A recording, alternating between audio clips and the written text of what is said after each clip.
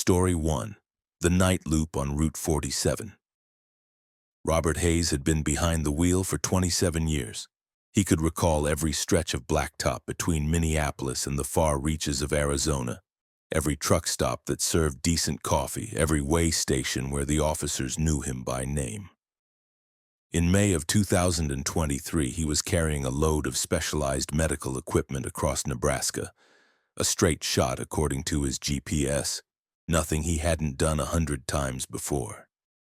The job paid well, but that was never what drove him. It was the peace of the highway, the muted glow at dawn, the chatter on his CB, and the subtle, predictable rhythm of long-haul life. He'd always found a sort of silent comfort out here beneath the wide Midwestern sky, with the odometer ticking and time stretching like the road itself.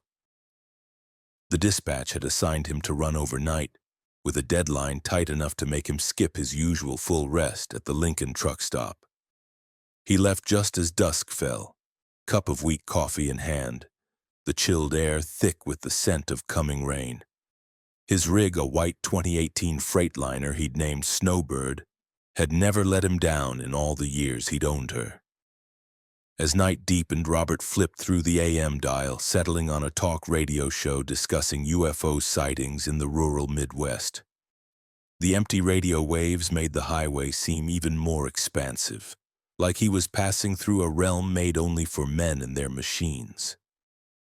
He knew Route 47 from years of drives. It was a quiet stretch, dotted with clusters of abandoned motels and shuttered diners, the kind of place that both comforted and unnerved him. It promised nothing and demanded little. The GPS blinked steadily, its familiar blue route etched across the digital map. It was nearing 10:30 in the evening when he noticed the first oddity. A green road sign, half buried by tall weeds, marking a town he'd never seen. Eldridge, 14 miles. There was no Eldridge between Lincoln and North Platte. He slowed, peering at his dog-eared atlas that he kept wedged beside his seat. No Eldridge. He chalked it up to small county variants, the kind of local oddity the national maps missed, and continued on. The rain that had been threatening finally began. Light drops at first, then building into a steady drumming against the windshield. After 20 minutes of driving through the increasing downpour, the familiar landscape began to subtly shift. There were stretches of woodland he was certain he'd never seen before, strange, spindly trees standing in rows beside the pavement like sentinels posted to watch the road. He passed another sign, identical in shade and style to the first, marking Eldridge, 7 miles. On a whim, he checked his rig's GPS logs, scrolling back through the route history. The blue dot hovered where it should, but the road's name didn't match any known stretch of Route 47 in his memory or his maps. His phone had no signal, which wasn't unusual out here, but it added to his growing unease. He looked to his truck's logbook and scribbled a note, as was his habit whenever a route felt off. 10:47 p.m. Eldridge signs appearing. No town on map. Weather deteriorating. Robert's unease grew in concert with the pounding rain that had intensified, the wipers thudding hypnotically across the glass. According to the clock embedded in his dashboard, it was now 11:14 in the evening. He reached the outskirts of Eldridge within minutes. The town itself was little more than a crossroad, a faded sign for Missy's Diner, dark houses hunched under drooping trees, a single street lamp flickering in the mist like a dying firefly. He pulled Snowbird into a gravel lot beside what appeared to be the diner to check his maps more carefully. Nothing matched what he saw outside his window. The buildings, the layout, the very existence of this place. None of it corresponded to anything in his atlas or his GPS database. The CB radio crackled suddenly, a burst of static interrupting the silence. Then came a voice, low and nearly indistinct, repeating the same phrase over and over. "Stay off this road. Stay off this road." Robert shivered, the words looping every 30 seconds as if triggered by something in the air itself. A recording meant for someone but reaching him instead. For a long moment he considered turning around, abandoning the delivery, calling dispatch to explain that something was deeply wrong with this route. But deadlines pressed, and he convinced himself it was just weather interference. Local pranksters who knew the CB frequency and got their kicks scaring passing truckers. He'd heard stranger things on the radio over the years. He pressed onward, watching as the GPS recalculated and shifted his route, the blue dot now zigzagging past a series of farm fields and derelict gas stations. Each landmark felt familiar yet somehow warped, as if seen in a half-remembered dream, or through a filter that distorted reality just enough to make everything feel wrong. The rain redoubled its assault on the windshield. The wipers thudded hypnotically, creating a rhythm that seemed to sync with his heartbeat. Robert found himself driving for what felt like an hour, the road unwinding endlessly before him, passing the same diner, the same cluster of houses, the same flickering street lamp. He cycled through his radio bands, finding only static on every channel. His GPS froze mid-calculation. The clock flashed 11:14 again. The landscape was unchanged, as if he'd never left the crossroads at all. He tried retracing his route, turning the big rig around in the narrow space, but each turn led him back to the same location, to Missy's diner, standing silent and dark in the rain. It was as if the entire world had shrunk to a loop, a closed circuit from which there was no exit. It occurred to him then, with creeping terror that raised the hairs on the back of his neck, that he was trapped in something unnatural, something that defied the laws of geography and physics. He tore pages from his logbook, writing the time with each pass through the crossroads. 11:14 p.m., 11:14 p.m., 11:14 p.m. Every single time the clock refused to advance. The truck's cabin felt colder despite the heater running at full blast, the air thick with static electricity that made his skin prickle.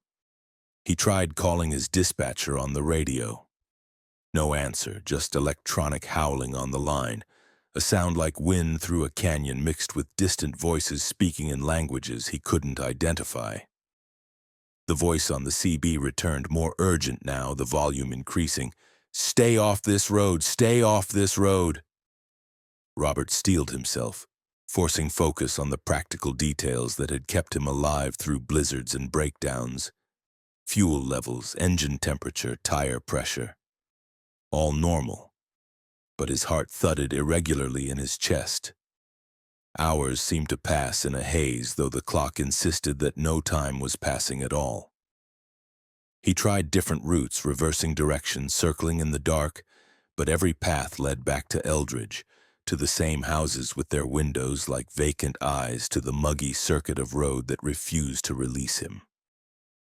He stopped the truck and got out, rain battering his face as he stumbled toward one of the houses on the crossroads. The front door wouldn't open. He pounded on it, shouting, but received no response.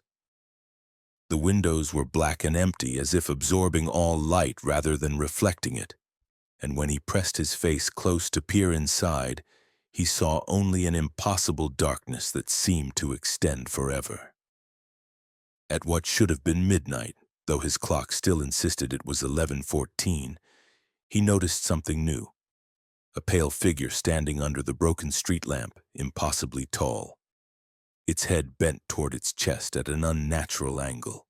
It did not move as Robert approached cautiously, nor did it respond to his shouted questions. When he tried shining his flashlight toward it, the beam bent strangely, curving away as though light itself was being twisted by some invisible force. The figure's clothing hung in tatters, and its exposed skin had a waxy, translucent quality. The radio in his cab suddenly blared an unintelligible code, a rapid sequence of tones and static that might have been Morse code or might have been something else entirely. Robert retreated quickly, locking the doors behind him, his chest coated in icy dread. He cycled through his logbook again, examining the entries he'd made. The numbers, his own handwriting, had begun to change, becoming warped and jagged, the letters stretching and distorting as if the paper itself was being affected by whatever phenomenon had trapped him here. The rain vanished abruptly, replaced by a thick fog that settled over everything like a suffocating blanket. Robert pressed his forehead to the steering wheel, trying to steady his breathing. His clock still read 11:14. He pulled out his emergency backup GPS, an older unit he'd bought secondhand in 2018, hoping that analog technology might succeed where the newer digital systems had failed. It booted slowly, the screen flickering. When it finally displayed a map, the only location shown read, Eldridge, nowhere. Robert gripped the wheel with both hands and drove in random directions, abandoning any attempt to follow a logical route. With each pass through the town, he noticed changes. The houses were collapsing further, walls sagging inward, roofs caving. The trees leaned closer to the road, their branches reaching like grasping fingers. A spreading pool of thick black water was flooding the street, its surface reflecting nothing, absorbing light like the windows of the houses. Time felt segmented, cut into repeating loops that overlapped and intersected in ways his mind couldn't fully process. Robert's thoughts swam through the fog of exhaustion and fear. Another figure appeared in his headlights, this one closer to the road, its face utterly featureless, a blank canvas of flesh with no eyes, no mouth, no nose. He locked eyes with where its eyes should have been, feeling his will eroding under that eyeless gaze. He remembered stories told by other truckers over the years, tales shared in the small hours at truck stops about lost routes, places off map where neither radio nor phone could reach dispatch, where the normal rules stopped applying. He'd always dismissed them as legends meant for campfire mockery, not for serious men who understood the concrete realities of highway driving. But this was beyond explanation. His truck's electrical system sporadically failed, gauges flickering, alarms sounding without reason. The engine temperature would spike, then plummet.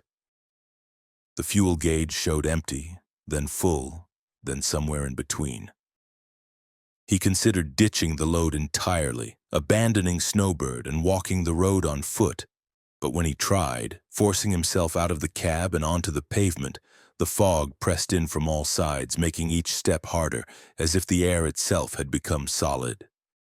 The ground beneath his boots felt spongy and soft, like walking through deep snowbanks, though there was no snow, only the endless fog. As what his body insisted was the deepest part of night wore on, Robert started talking out loud, his voice merging with the CB's static, desperate for any sound to anchor himself to reality. Through the fog, he saw shapes moving at the periphery of his vision, elongated figures, sometimes crawling on all fours, sometimes leaping with an inhuman gait. The loop felt endless, eternal, every pass more surreal than the last, every checkpoint more corrupted. The diner's neon sign flickered erratically, spelling words in broken script that changed each time he looked. Help us. Then leave us. Then stay. He tried the diner's doors again, only to find that his own reflection in the glass window flickered and changed. Sometimes it was him. Sometimes it was an unfamiliar man with a face twisted in anguish, wearing a tattered trucker's cap he didn't recognize. He drove until the fuel warning lights glowed amber, then red. When he pulled into the ghostly gas station on the edge of Eldridge, a building he was certain hadn't been there on previous passes, and tried refueling, the pumps poured viscous black liquid that smelled of rot and chemicals. Robert vomited on the pavement beside his truck, slamming the cab door shut, the engine screeching in protest as he accelerated away. The CB hissed with voices now, multiple voices overlapping. You shouldn't be here. You never left. You've always been here. You'll always be here. The fog turned a deep crimson color, choked with glowing motes that drifted like fireflies, except they moved with purpose, swarming toward his truck. Robert's arms felt numb, his fingers barely responding to his commands. His logbook was now filled with unintelligible scrawl, symbols and marks he had no memory of making. He punched buttons on his phone frantically, cycling through emergency contacts. His wife Sarah, his dispatcher, old trucker friends he'd known for decades. Nothing connected. The phone screen showed the calls going through, ringing, but no one ever answered. Outside, a line of bizarre figures walked single file along the highway's shoulder, each one holding wrecked CB radios to where their ears should have been. Their voices creating a rising tide of static and desperation that filled the night air. He recalled every close call of his career. The time he'd jackknifed on black ice outside of Fargo, the blizzard in the Rockies that had nearly buried him, the brake failure descending into Salt Lake City. None of it had prepared him for this. Snowbird's engine sputtered, coughing like a dying animal. He tried disconnecting the battery, resetting every electrical system he could access. Time didn't pass, or it passed in strange bursts and pauses. The sky above never changed, trapped in a perpetual state between dusk and midnight, neither fully dark nor offering any hint of approaching dawn.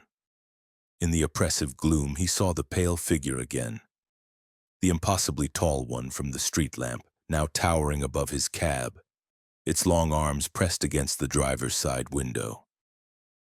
The glass warped under the pressure but refused to break, bending inward in ways that glass shouldn't bend. Robert prayed then, words he'd learned as a child in Sunday school, prayers he hadn't spoken in 30 years. He screamed, pounding the dashboard with his fists, his voice fracturing into something raw and primal. He tried everything his desperate mind could conceive. Driving in reverse at full speed, shutting off all the lights to see if darkness would reset whatever mechanism held him, accelerating to dangerous speeds and then slamming the brakes. Nothing worked. The radio broke into laughter, multiple voices cackling and taunting him with stories from his childhood secrets only he should know. The time he'd stolen money from his mother's purse when he was 8. The girl he'd loved in high school but never told. The accident he'd caused but never reported. The voices knew everything, pulling his life apart and displaying it mockingly. The diner crumbled into the mist as he watched, the structure collapsing in on itself like a sand castle in the tide. The figures swarmed across the blacktop like living shadows, dozens of them now, all moving with that same wrong, fluid motion. Fuel gone, engine dying. Robert staggered from the cab one final time, trying to escape on foot into the fog. The ground spiraled beneath him, the pavement turning liquid, and he felt himself falling through layers of reality, each one peeling away to reveal another beneath it. He screamed until his voice gave out entirely, until there was nothing left but silence and fog and the endless loop of Eldridge's crossroads. He awoke to thin sunlight bleeding through dissipating fog.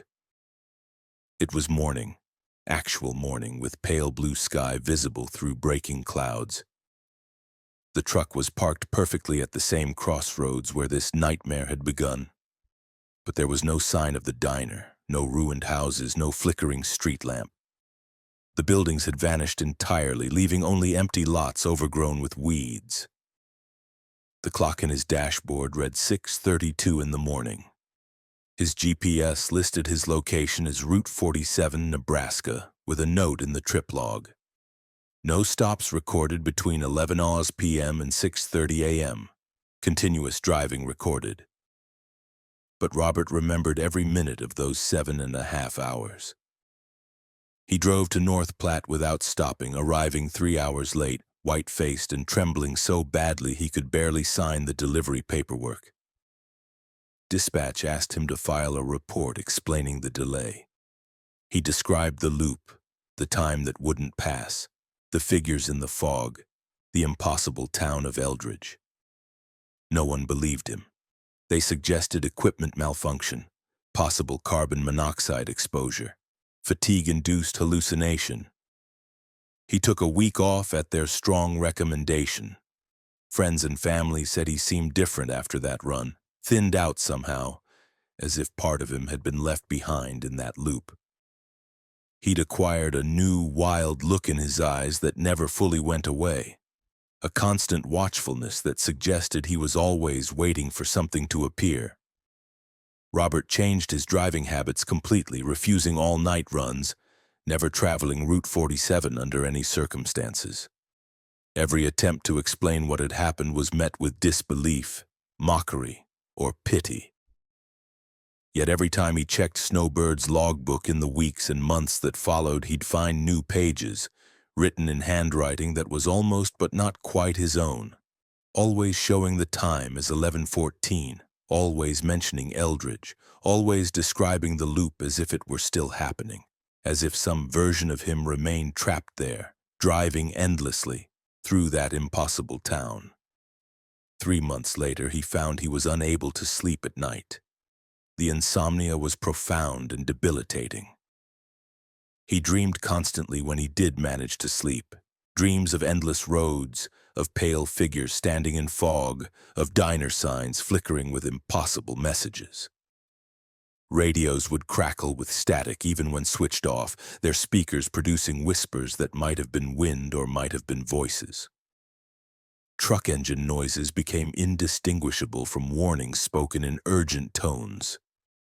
Glimpses of his own distorted reflection in windows and mirrors sent spikes of anxiety through him that left him shaking and nauseous. He began to fear the road itself, convinced that Eldridge, or whatever existed in that loop, whatever intelligence or phenomenon had created it, was still waiting for him, still calling to him through the static and the fog. He left trucking entirely the following spring, unable to continue. His rig sold quickly to a driver from Iowa. Snowbird never plagued its new owner with mysterious detours or impossible towns, yet Robert kept the logbook from that night, storing it in a locked drawer in his home office, taking it out occasionally to remind himself that it had been real, that the entries in his handwriting and that other handwriting proved something had happened. Sometimes he'd wake at exactly 11:14 at night, sweating and certain he'd never truly escaped Eldridge, that everything since, his return to North Platte, his retirement, his attempts to rebuild his life, was itself another loop, another layer of the trap. And sometimes when he had to drive somewhere, crossing a lonely road at night, he'd see in the distance a diner flickering in the mist, its neon sign spelling out messages meant only for him. He'd turn away every time, never daring to check the time, never daring to stop, knowing that if he did, he might find himself back at that crossroads, where 11:14 lasts forever and the pale figures wait in the endless fog. Story 2. The Vanishing Station. Patricia Sullivan had logged over 4 million miles in her career as a professional truck driver, and she prided herself on knowing every gas station, rest area, and fuel stop along the interstate corridors of the Southwest. In August of 2022, she was hauling a full tanker of industrial solvents from Phoenix to Las Vegas on a route she'd driven at least 200 times. Patricia was 53 years old, sharp-minded, with graying hair pulled back in a tight braid and a reputation among dispatchers for reliability. She didn't take unnecessary risks, didn't speed recklessly, and filed her logs with meticulous care. Her truck, a burgundy Peterbilt she'd named Duchess, had served her faithfully for 12 years. The summer heat rose in shimmering waves off the asphalt as Patricia navigated the empty stretches of Highway 93 between Kingman and Las Vegas. The landscape was all rust-colored, rock and brittle scrub, punctuated occasionally by billboards advertising casinos and truck stops that seemed to hover mirage-like on the horizon. She'd departed Phoenix early before dawn, hoping to beat the worst of the heat and the weekend traffic. Her logs were current. Her fuel gauge read 3/4 full, and her CB radio crackled with the usual morning chatter from other drivers trading information about speed traps and road conditions. Patricia had no reason to expect anything unusual. The route was monotonous by design, mile after mile of undifferentiated desert, the kind of stretch that induced a meditative state in experienced drivers. She'd often said that driving this particular highway was like sailing through an ocean of stone. Around mid-morning, when the sun was directly overhead and the landscape seemed to bleach of all color, Patricia spotted a truck stop she didn't recognize. This immediately registered as wrong. She'd traveled this section hundreds of times and knew every single fuel stop, rest area, and service station. Yet there it was, a cluster of buildings rising from the desert floor like a mirage finally becoming solid. A wide fueling station with 12 pumps arranged in 2 neat rows, a large building behind it marked Traveler's Rest Station, and a smaller structure she assumed housed the restrooms. The sign at the road's edge read, "Delancey's Truck Stop, Diesel Food Showers." Patricia had never heard of Delancey's. Her GPS showed no facility marked at this location, which deepened her confusion. She told herself that perhaps it was a newer establishment, open since she'd last driven this route. But something about it felt off. The architecture seemed dated. The paint faded to a particular shade of gray-white that suggested age rather than newness. The building's windows were dark, giving no indication of activity inside. Still, her fuel gauge was approaching half a tank, and she had a strict policy about refueling whenever the opportunity arose, rather than taking chances on finding the next legitimate stop. She pulled off the highway, gravel crunching under Duchess's wheels as she coasted into the fueling area. The lot was empty, no other trucks, no cars, no attendants visible. Patricia cut the engine and sat for a moment, listening to the ticking of hot metal cooling. The silence was profound, the kind that only exists in remote desert locations where human presence is minimal. She grabbed her wallet and stepped down from the cab, her boots hitting the gravel with a hollow crunch. The heat was instantly oppressive, a physical force pressing down on her shoulders. She approached the pump closest to where she'd parked and examined it. The pump was functional but old, its display screen flickering with faint text. The nozzle felt warm, almost hot to the touch. Patricia inserted her credit card into the slot. The machine made a grinding sound, then displayed a message. Card declined. Contact. Attendant. She tried again with a second card. Same result. She walked toward the main building, her irritation mounting. Inside, she found no one. The interior was dim, cool, with the artificial chill of air conditioning pushed to excessive levels. A counter ran along one wall, behind which shelves held cigarettes and candy, most of the packaging looking faded and dusty. A small door marked Office stood to the right. Patricia knocked. No response. She knocked again, harder. Still nothing. When she returned to Duchess and tried a different pump, it also rejected her cards. The third pump did the same. Patricia's unease began to crystallize into genuine concern. She tried calling the number printed on the pump, a landline with a 702 area code. The phone rang, but no one answered. She waited through 12 rings, then hung up. Back inside the main building, she looked more carefully at the shelves. The dates on the candy wrappers were from 2009 and 2010. The magazines on a small rack advertised events from 2008. The cash register's digital display showed an impossible time, 3:33 p.m., except that her watch clearly showed 10:47 a.m. She tapped the register's screen. It flickered but didn't change. Patricia's pulse began to quicken. She returned outside, looking at the lot with fresh eyes. In the harsh daylight, she could now see that the asphalt showed no recent tire marks beyond her own. The building showed no signs of regular habitation, no delivery trucks, no service vehicles, no footprints in the dust. The whole place had the quality of a location abandoned for years, yet somehow still maintained well enough to appear functional. She took several deep breaths, telling herself to remain calm. The simplest explanation was that the station was closed temporarily, perhaps for renovation or ownership transition. She could make it to the next proper fuel stop. Her range was adequate. She climbed back into Duchess's cab and prepared to depart, turning the ignition key. The engine started normally and she pulled back onto the highway, accelerating to maintain the flow of traffic. In her mirror, the truck stop receded into the desert landscape. Patricia tried to relax, turning on the CB radio to catch up on chatter. The channels were unusually quiet, devoid of the typical background conversations that usually filled the frequency. She cycled through several stations, finding only static or music playing at low volume, as if the broadcasts were originating from somewhere distant and unclear. After 30 minutes of driving, Patricia reached the location where the next major truck stop should appear, a well-known establishment called the Crossroads, which she'd visited countless times. Instead, the landscape was unbroken desert. She drove another 10 miles. Nothing. Her fuel gauge now read 1/4 tank.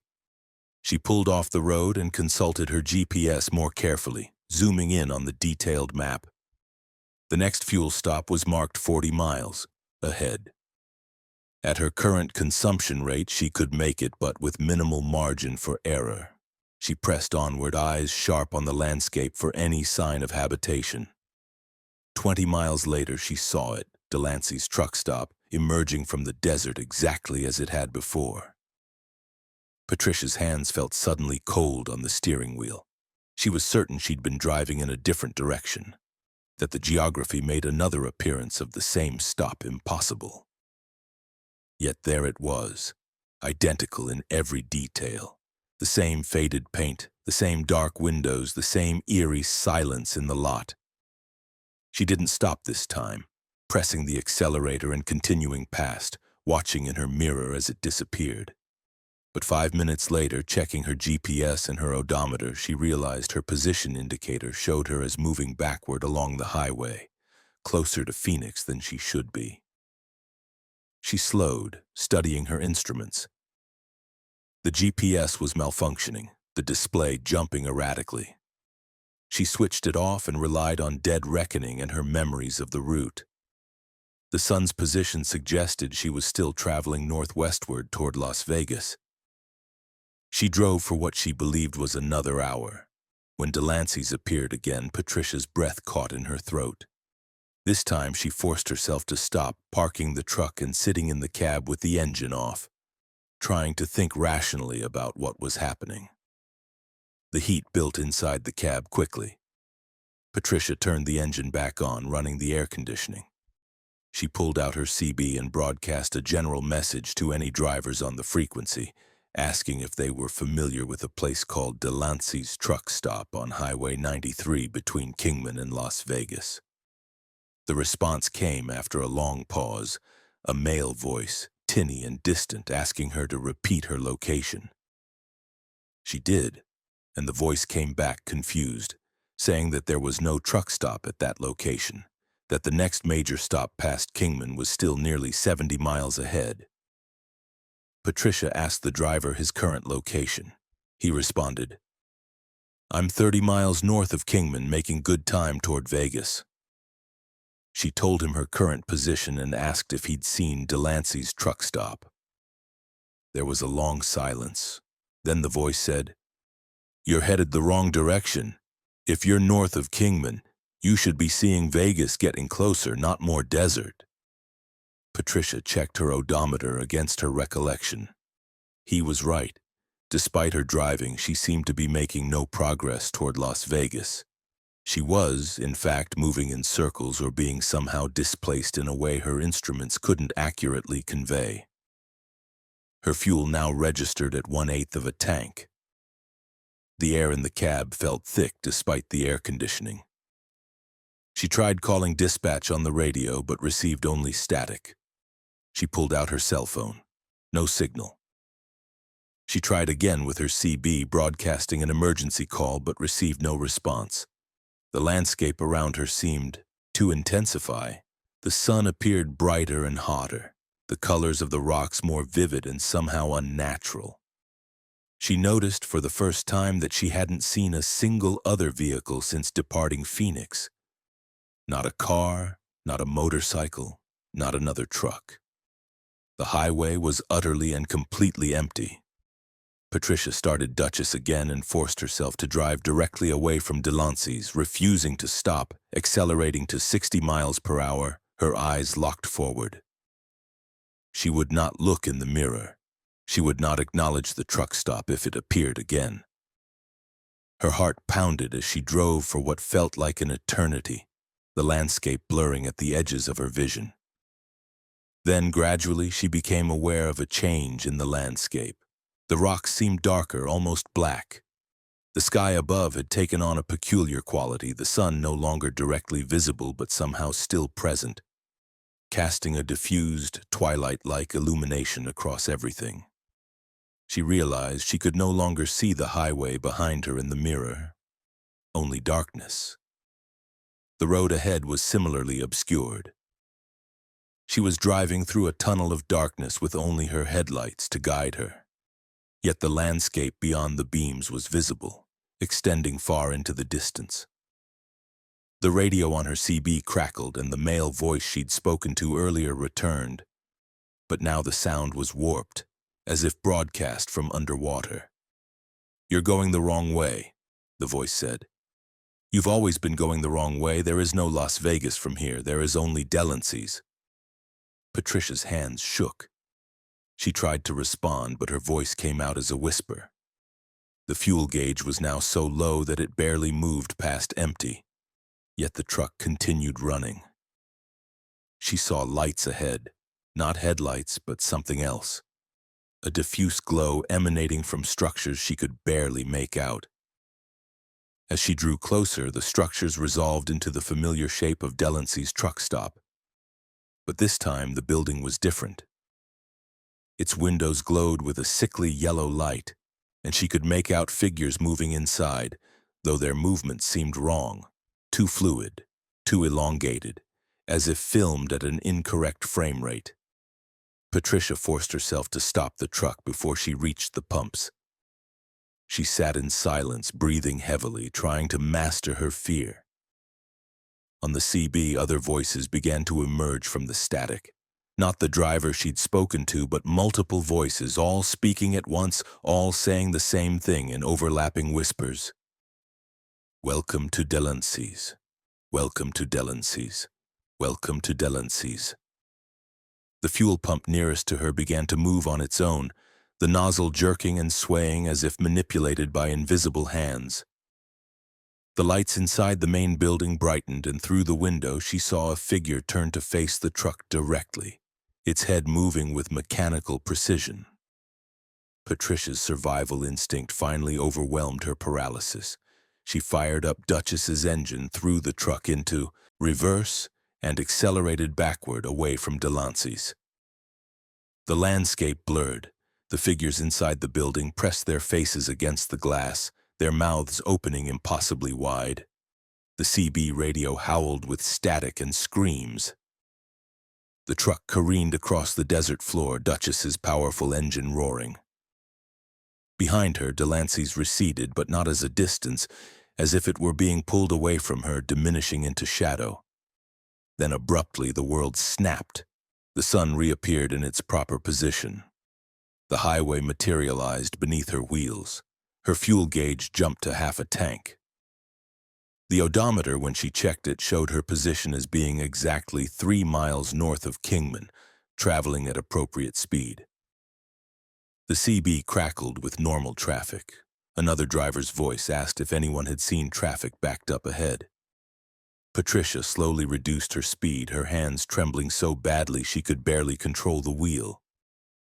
She drove the remaining distance to Las Vegas on autopilot, her mind refusing to fully process what had occurred. When she arrived at the delivery point, her hands were numb, her jaw clenched so tightly she could barely speak. The delivery received without incident. The tanker's contents were checked, logged, and processed normally. No one noticed anything unusual about Patricia or Duchess. She called dispatch that evening and requested a leave of absence. She told them she was experiencing mechanical issues with the truck that required service. In truth, she spent 2 weeks in a Las Vegas hotel room, sleeping fitfully. Her dreams filled with the impossible landscape and the figures inside Delancey's. When she returned to work, she requested routes that avoided Highway 93 entirely. To this day, she refuses to discuss the incident except in vague terms, and she no longer drives nighttime or early morning shifts. Sometimes when stopped at truck stops and the conversation turns to strange experiences on the road, Patricia becomes very quiet. She'll look out the window toward the horizon, and in her eyes other drivers see something they recognize but cannot name. A fracture in her certainty about the world. A wound that refuses to heal. Story 3. The Radio Voice. Marcus Chen had been driving commercial trucks for 19 years, primarily along the I-70 corridor in Colorado, where the elevation changes and mountain passes demanded both skill and respect. In February of 2024, he was en route from Denver to Grand Junction with a load of electronics when he first heard the voice on the CB radio. Marcus was a methodical man, a creature of habit. He maintained his truck with religious regularity, followed DOT regulations precisely, and never took unnecessary risks. His vehicle, a silver Volvo VNL, was equipped with the latest GPS and communication technology. He preferred the older trucker culture, where CB radio was still the primary means of communication between drivers. Despite the proliferation of cellular networks and internet-based services. Around 3 o'clock in the afternoon, as Marcus climbed through Vail Pass at 8,000 feet, the CB radio crackled with a voice he didn't recognize. Most CB communications consisted of casual chatter, warnings about speed traps, and navigation advice. But this voice was different, calm, measured, and peculiarly intimate, as if speaking directly into Marcus's ear. "Marcus Chen," the voice said, "you're driving too fast for these conditions." Marcus immediately checked his speedometer. He was traveling at 48 miles per hour, well below the posted limit, appropriate for the snowy conditions. He responded to the CB, asking the speaker to identify themselves. No response. He cycled through channels, assuming he'd received a garbled transmission intended for another driver. But when he returned to the primary frequency, the voice returned. "The load you're carrying is heavier than your manifest indicates. I suggest you check your scales." Again, Marcus immediately looked at his instruments. The load readings were normal, matching his documentation exactly. He tried once more to identify the speaker, asking if they were the dispatch office or a fellow driver. Only static answered. The voice returned periodically over the next hour, always with specific observations. "Your tire pressure on the left rear has decreased by 3 pounds. Your engine temperature is climbing. You should not take the next exit." Each observation was met with Marcus checking his instruments or verifying the accuracy of the statement. The tire pressure was indeed down slightly, attributable to the cold. The engine temperature was within normal parameters. The next exit was in fact unsafe, as Marcus verified when he saw it was blocked by construction. The voice seemed to know things about his truck that should have been impossible for an external observer to verify. Marcus tried calling dispatch on the radio, but the channel was empty, only static where the dispatcher's voice should have been. When he tried his cell phone, he found he had no signal, though his dashboard display indicated he should be in range of at least one tower. By late afternoon, Marcus had become deeply unsettled. The voice on the CB had evolved from making observations to offering direction. "Exit here. Turn right. Slow to 30 miles per hour."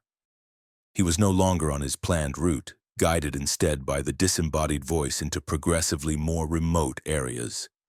He attempted to ignore the voice, maintaining his heading and trying to plot his position on his GPS.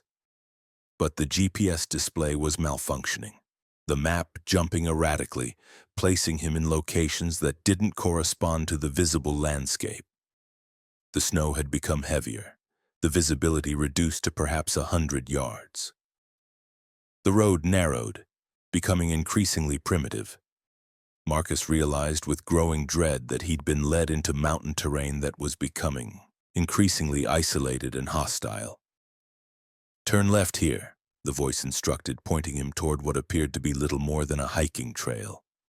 Marcus refused, gripping the wheel and forcing the truck to continue on the maintained road ahead.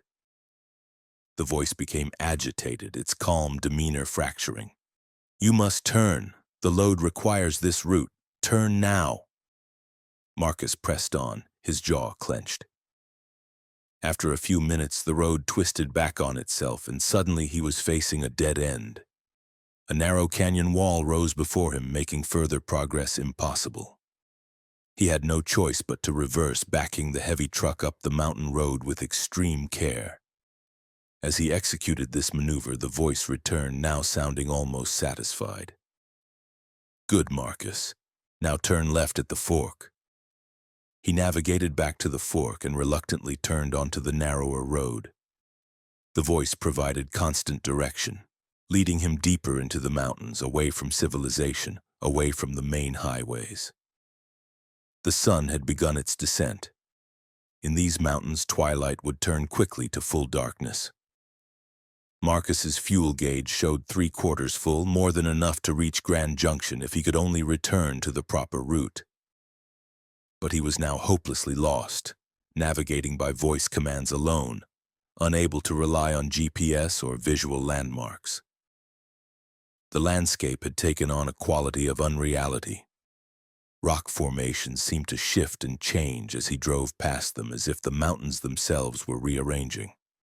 On the CB, the voice began to speak less in commands and more in a kind of rambling narrative. "There was a driver long ago who came this way. He refused guidance. He thought he knew better. He crashed in a snowstorm, his truck buried for months before anyone found it. But they never found him. His body was never recovered. They say he drives still on these roads, looking for the one thing he lost." Marcus's hands felt icy. "What do you want?" he asked aloud, his voice barely above a whisper. The CB crackled. The voice responded, "I want to know what you're carrying. I want to know why your load is different. I want to understand the mathematics that doesn't align. The weight, Marcus. The weight doesn't match." Marcus pulled the truck to a stop and grabbed his paperwork, examining the manifest once more.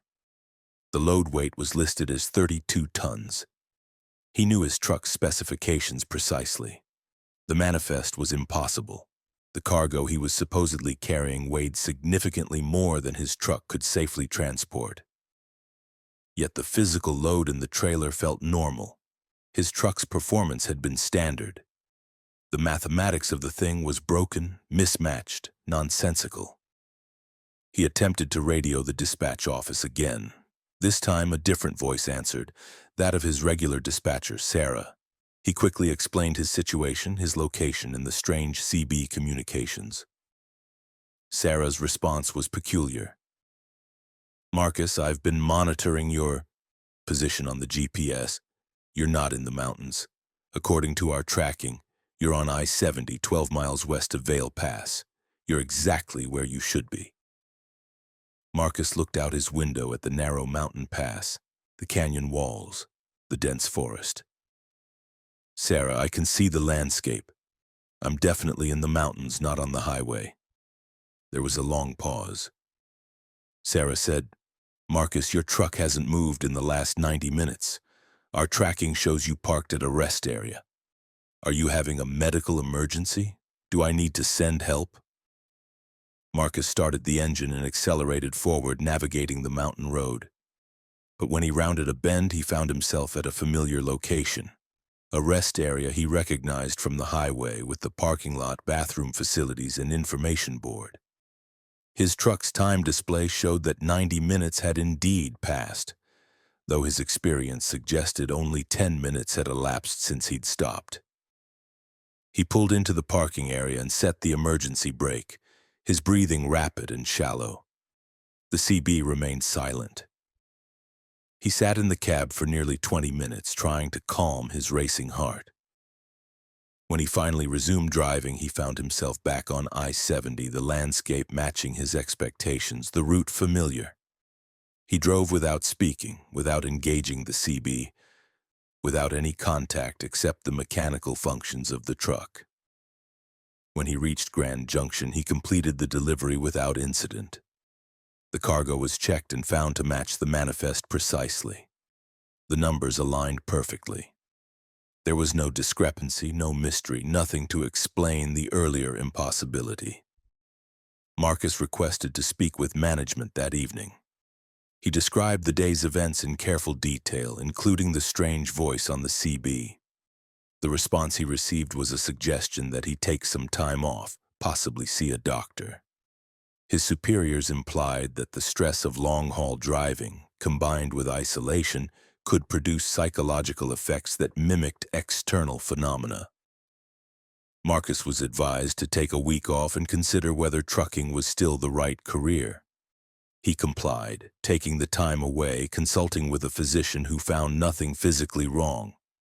But when Marcus returned to work and was assigned another run, this time on I-25 between Denver and Fort Collins, the voice returned on his first night back. It was softer now, almost apologetic. "Welcome back, Marcus. I've been waiting. We have unfinished business regarding the mathematics of your load." Marcus turned off the CB radio entirely. He drove in silence, refusing to turn it back on. The weight still didn't match. The cargo was still wrong. The mathematics were still impossible.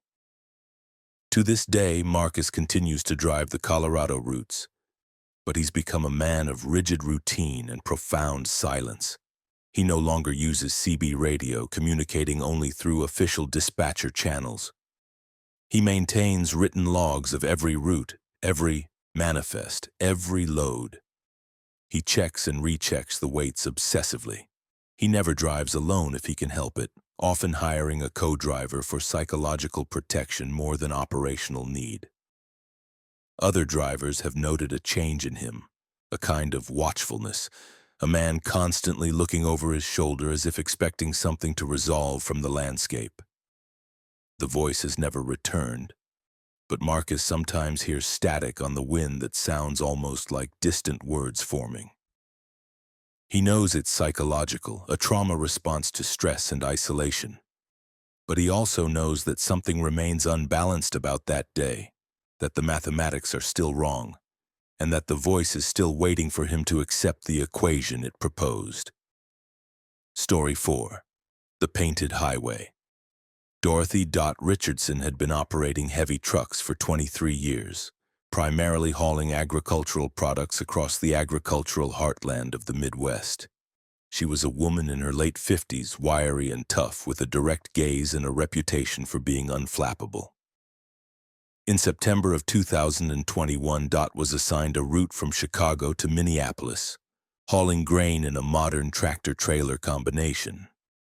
The run was routine, taking her through Illinois and Wisconsin, across familiar highways she'd traveled hundreds of times. Dot had never experienced anything unusual in her career, attributing such stories told by other drivers to fatigue, poor judgment, and the inevitable psychological effects of isolation. She prided herself on her rational mind and her ability to handle any situation with practical competence. The morning of her departure was clear, with mild weather and good visibility. Dot made excellent time through Illinois, and by mid-afternoon she was approaching the Wisconsin border. Near a small town called Janesville, she noticed something unusual on the highway ahead. A section of the road appeared to be painted in colors she didn't initially process. As she drew closer, the painting became clearer. The asphalt had been covered with an elaborate mural, a scene depicting what appeared to be a field of wheat or corn, rendered in surprising detail. The image stretched across both lanes, continuing for perhaps 200 feet. The realism was extraordinary. Dot could almost see the grain swaying, could almost smell the harvest. She slowed the truck, examining it more carefully as she passed over it. The paint job was fresh, the colors vivid and unblemished. Yet she'd driven this section of I-90 just 2 weeks earlier, and no such mural had existed. She made a mental note to ask about it at the next truck stop. When she stopped for fuel and a meal break, Dot asked the attendant about the painted highway. The attendant looked confused, stating that no mural existed on I-90 near Janesville, that Dot must be mistaken or perhaps thinking of a different location. Dot described it in detail: the wheat field, the colors, the length. The attendant maintained that she was wrong, that I-90 had no such feature. Curious now, Dot asked about a few other specific landmarks on the route. A particular exit, a distinctive billboard. The attendant's descriptions didn't match her memory. They were describing a different route, or different signs, or differently situated landmarks. Dot returned to her truck and consulted her paper maps, verifying that she was indeed on the correct route. According to the maps, she should be passing specific locations at specific intervals. Yet the attendant seemed to be describing a different configuration. She resumed driving more slowly than before, paying careful attention to her surroundings. The landscape seemed subtly wrong, not dramatically different but slightly off, as if she were driving through a very close approximation of the route she knew rather than the actual route itself. The towns appeared to be in the right locations but seemed to have different names on their welcome signs. The highways still maintained their correct designations, but the spacing and connections seemed inconsistent with her memory and her maps. Dot's unease grew with each mile. Around 4 o'clock in the afternoon, she encountered the painted mural again. This time it was different. The wheat field had become a scene of wheat being harvested, with combines and workers rendered in the same hyper-realistic style. The image seemed to move as she drove over it, the figures appearing to turn toward her truck as she passed. She accelerated through it, checking her mirrors frequently to verify that the mural was indeed behind her and not somehow following her.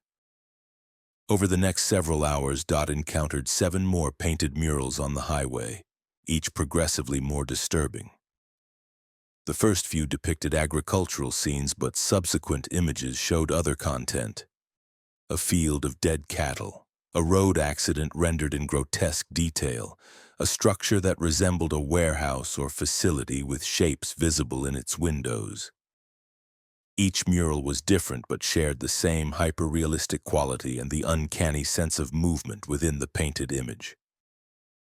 Dot tried radioing dispatch but received only static. When she tried her cell phone, she had no signal. She attempted to pull off the road at a rest area to call on a payphone, but when she pulled into the rest area parking lot, she found the facility empty and in a state of apparent decay. The buildings boarded up, the lot cracked and weed-filled. She pressed on, staying on the highway, her hands gripping the wheel tightly. As evening fell, the painted images became more frequent, appearing every few miles now rather than spaced across hours. The images had taken on a different character. They were no longer innocuous scenes but seemed to be depicting something, telling a story. The narrative appeared to show the highway itself being constructed, but in ancient times, with enormous figures standing in the landscape directing the work with gestures. The painted figures were tall, impossibly tall, their proportions suggesting something not quite human. On the painted scene's periphery, she could discern what appeared to be writing, symbols, or text rendered in a style she didn't recognize. Her instinct was to look away, to refuse to engage with the images, but her attention was drawn to them compulsively. As darkness fell, Dot's headlights illuminated the highway ahead, catching details she'd missed in daylight. The painted murals now covered nearly the entire road surface, the images so detailed and complex that the physical highway seemed to disappear beneath the painted overlay. She felt as if she were driving not on asphalt but on a painted surface, a canvas. The images now showed the construction of not just the highway but of the landscape itself, mountains rising, forests manifesting, the painted earth taking shape beneath the hands of the enormous figures. And increasingly, Dot recognized aspects of her own truck appearing in the images. There was her Volvo, rendered in the same hyper-realistic style, driving through scenes that had not yet occurred but which the painted images seemed to depict. She appeared in the images too, but something was wrong with the rendering of her face. It was blank, featureless, a void in the center of her head. Dot pressed the accelerator, driving faster despite the darkness and the nightmarish quality of what unfolded beneath her wheels. The road began to twist and turn in ways that seemed impossible, banking at angles that violated gravity. Yet Duchess responded correctly to the wheel inputs, and the truck remained on the surface of the painted highway. Dot's rational mind fragmented under the weight of the impossible. She wanted to stop, to pull over and exit the truck, but the landscape offered no shoulder of normal earth, only the painted surface continuing in all directions. The CB radio crackled, and a voice, multiple voices speaking in overlapping harmony, emerged from the static. "Welcome home, Dot. You've been traveling this road all along. The journey is almost complete." She tried to respond but found her voice wouldn't work. The headlights illuminated the road ahead, which now showed an enormous structure painted on the surface, a gateway or doorway, rendered in meticulous detail, open and beckoning. The images of the tall figures had stopped their constructive gestures and were now facing toward this gateway. Their featureless heads turned as if observing. Dot's truck was approaching the painted gateway, and as she drew closer, she realized that the highway surface beneath her was becoming three-dimensional, rising up, the painted images becoming solid. The wheat fields became actual fields. The buildings became structures of stone. The figures began to move. She screamed, reflexively jerking the wheel. The truck veered off the painted surface, and suddenly the real highway materialized beneath her wheels. She found herself parked in a rest area near Madison, Wisconsin, her truck's engine off, though she had no recollection of shutting it down. Her clock showed that more than 12 hours had passed. Her mileage showed that she'd driven 200 miles, though the last 200 miles of her journey appeared to be missing from her memory. She consulted her GPS, which showed her current location matching the physical reality around her. On the CB, she heard normal traffic chatter. She tried her cell phone and found signal restored. Dot sat in the cab shaking for nearly an hour before she could bring herself to restart the truck. She completed the journey to Minneapolis without incident, though she stayed off I-90, taking a longer route through Wisconsin. When she delivered her cargo, she immediately requested to speak with management. She explained her experience, describing the painted highway and the surreal landscape. Management's response was dismissive. They suggested she see a physician and implied that her ability to continue working was under review. Dot consented to medical evaluation, during which she was cleared as mentally and physically sound. She returned to work, but she refused all assignments that included I-90 between Illinois and Wisconsin. Years later, other drivers began reporting similar experiences on the painted highway. Some reported agricultural imagery, others reported different narratives. All reported the sense of the painted images becoming real, of the landscape transforming, of losing time. No official explanation was offered. The Highway Authority had no record of any painted murals, and aerial photography of I-90 showed no evidence of any such artwork. Yet drivers continued to report encounters. Dot still drives occasionally, primarily on routes she's established as safe and familiar. She maintains a journal of driver reports she hears secondhand about the painted highway. The accounts are consistent in their core elements: The rendered images, the sense of narrative, the transformation of the painted surface into reality. She sometimes wonders if all highways are actually painted, if the asphalt itself is just primer on a much larger canvas, and if those who drive long enough eventually see beyond the deception of the physical world into the true nature of the roads beneath us. Story 5. The Passenger Who Never Boarded. William Bill Martinez had been driving independent courier routes for 16 years, often hauling specialized medical supplies, legal documents, and other high-value cargo that required reliable, secure transportation.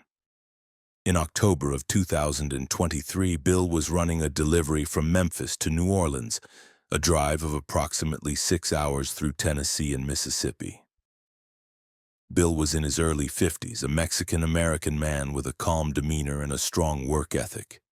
He maintained his truck meticulously and had never missed a deadline in his career. His vehicle was a smaller rig, a Freightliner Cascadia, more suitable for single-driver courier work than for hauling bulk goods.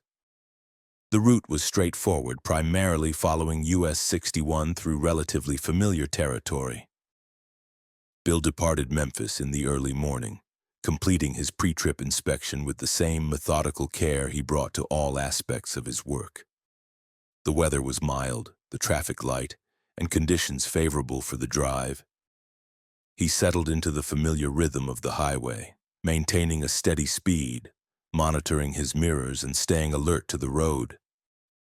By mid-morning, near the town of Lake Providence, Louisiana, Bill pulled into a rest area to refuel and stretch his legs. The rest area was quiet, with only a few vehicles parked. He completed his fuel stop and was preparing to return to the truck when he noticed something unusual. A figure standing beside a truck parked several spaces away, apparently waiting. Bill had seen hitchhikers and stranded motorists at rest areas countless times, but something about this figure held his attention. The person appeared to be a woman, though her features were difficult to discern from a distance. Her clothing seemed outdated, a coat that looked like something from the 1960s or 1970s, worn and faded. Bill watched as she turned her head, her gaze seemingly locking directly onto him, though her eyes appeared unfocused, as if looking through him rather than at him. Feeling the weight of her attention, Bill felt an instinctive unease. He returned quickly to his truck and prepared to depart. As he pulled out of the parking space, Bill glanced in his mirror and saw the woman still standing motionless, her head following his truck's trajectory despite the distance increasing between them. Bill attempted to dismiss the incident as he resumed driving. But approximately 30 minutes down the road, he noticed something that made his blood cold. The figure of the woman appeared in the passenger seat of his truck. Bill immediately looked toward the seat, confirming that a woman was indeed sitting there, though he had no recollection of anyone entering his vehicle. She was facing forward, her head slightly turned away, her clothing the same faded coat from the rest area. Bill's first instinct was panic, followed by an attempt at rational explanation. Perhaps he'd suffered a seizure or some kind of episode while driving. Perhaps this was a hallucination. But the woman's presence was entirely convincing. She was solid, casting a shadow in the sunlight streaming through the window, occupying physical space that Bill could perceive with all his senses. "Where did you come from?" Bill asked, his voice shaking slightly. The woman made no response, continuing to stare forward with that same unfocused gaze. Bill pulled the truck to the shoulder of the road and turned his full attention toward her. Up close, he could see that her skin had a waxy quality. Her eyes were remarkably clear and blank, and her clothing was not merely old but appeared to be actively disintegrating, the fibers breaking down and sloughing off even as he watched. "You need to leave," Bill said, reaching toward the passenger door to open it. But his arm wouldn't move. His limbs responded to his intention to move with a terrible slowness, as if he were moving through viscous liquid. He managed through effort to turn toward the door and reach for the handle. The woman's head turned toward him with mechanical precision. "You're going the wrong direction," she said, her voice carrying a quality of extreme distance, as if originating from far away despite her proximity. "You need to turn around. You need to go back to Memphis." Bill's fear crystallized into something more precise, a recognition that this situation existed beyond his capacity to handle or control. He forced his arm to complete the motion, opening the passenger door. The woman continued to stare forward without reaction. Bill, summoning every ounce of will, threw himself toward the passenger side and shoved, his hands contacting her coat. His hands passed through her with no resistance, meeting the seat beneath her. The woman remained unmoved, unconcerned, simply staring ahead through the windshield. Bill pulled himself back to the driver's seat, his heart racing, his breath coming in ragged gasps. He checked the passenger seat. It was empty. No woman.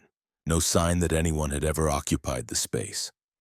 Bill sat on the shoulder for nearly an hour, attempting to process what had occurred.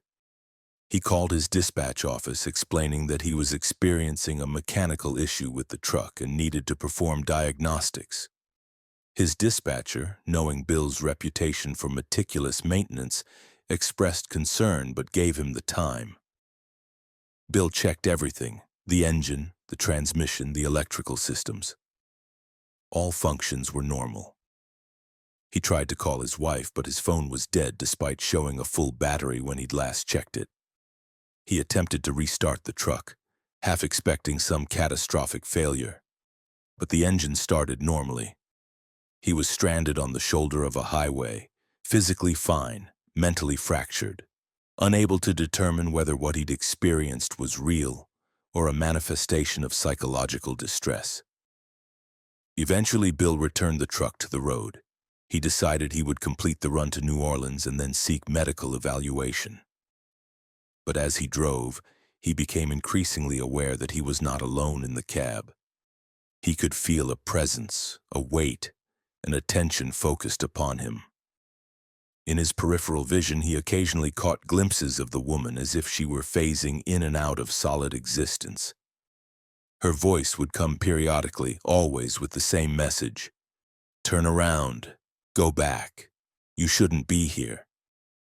The closer Bill drove to New Orleans, the more intense the presence became. The temperature in the cab dropped despite the warm Louisiana weather outside. The dashboard lights flickered. The radio cycled through stations on its own, none producing coherent sound. Only strange interference and fragmentary voices that seemed to form words but never completed sentences. By late afternoon, Bill felt as if he were drowning in an invisible ocean. His concentration was fractured, his hands shaking so badly he could barely control the truck. He took a wrong exit, finding himself on a rural road that seemed to lead nowhere. The landscape became increasingly desolate, trees standing skeletal and twisted, the grass gray and brittle. In the back seat, where he'd previously noted only empty space, Bill now became aware of multiple figures, all wearing the same faded clothing, all staring forward with empty eyes. One of them he recognized with horror appeared to be himself, or a version of himself, a doppelganger rendered in the same deteriorating state as the others. Bill accelerated, driving recklessly, searching for any landmark that would return him to familiar roads. The rural highway twisted and turned, leading him through landscape that seemed to defy normal geography. He found himself on a road he recognized despite its impossible location. US 61 as it should be, but distorted somehow, the lane markings wrong, the road surface deteriorated. Yet his GPS, when he checked it, showed his position as approaching New Orleans, his route correct, his arrival time estimated for 30 minutes. He forced himself to continue driving, to ignore the figures in his truck, to push forward despite the overwhelming sense of wrongness that saturated everything. Then, abruptly, the afternoon sunlight cleared. The truck emerged from a section of highway directly into downtown New Orleans, the landscape transforming from the twisted rural terrain to urban environment, in a transition so abrupt that Bill's mind couldn't immediately process it. He took the correct exit and navigated to the delivery address. The cargo was unloaded, the documentation processed, everything appearing normal and routine. Bill sat in the cab for a considerable time after the delivery, afraid to turn off the engine, afraid of what silence might reveal. When he finally exited the cab to perform his post-delivery inspection, Bill was alone. The figures that had haunted him, the woman, the doppelgangers, the assembled phantoms, had vanished completely. He checked the passenger seat and the back seat, both empty, no sign that anyone had ever been there. He felt under the seats, hoping to find something physical that would confirm the experience had been real. He found nothing. Bill completed the return drive to Memphis, driving during daylight hours on heavily trafficked interstates, never deviating from established routes, keeping the radio tuned to local news and traffic. He experienced no further disturbances, yet he has never been able to convince himself that the experience was a hallucination or psychological event. To this day, Bill carries a worn photograph in his wallet, a photograph of himself taken years before, which he barely remembers posing for. In the background of the photo, though Bill has no recollection of anyone else being present during the shooting, there is a figure wearing a faded coat, partially obscured but recognizable from his experience that October day. He has never been able to explain how the figure appears in a photograph taken decades before his encounter on US 61. Bill has since transitioned to dispatcher work, rarely driving anymore. The occasional driver who mentions the passenger who never boarded will find Bill's expression darkening, and he will refuse to discuss it further. Story 6. The Dimensional Load. James Jim Kowalski had logged nearly 32 years as a truck driver, primarily hauling industrial equipment and specialty goods across North America. Jim was in his late 60s, considering retirement, but still active and capable. He was methodical, experienced, and skeptical of the supernatural tales told by younger drivers. In November of 2022, Jim received a contract to haul a large crated item from a manufacturing facility in Michigan to a destination address in Nevada. The shipper was vague about the contents. Classified equipment, the paperwork stated, requiring secure transport and discreet delivery. Jim accepted the contract for the generous payment offered. The crated item was enormous, requiring his full trailer capacity, and appeared to weigh approximately 18 tons according to the shipping documentation.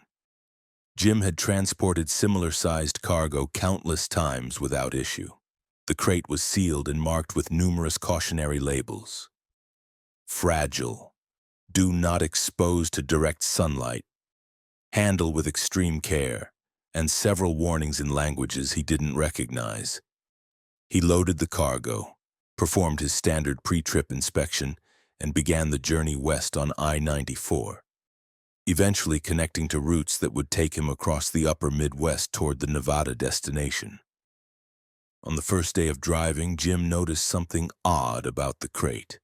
Despite the shipping documentation stating its weight is 18 tons, the truck's overall behavior suggested a significantly lighter load.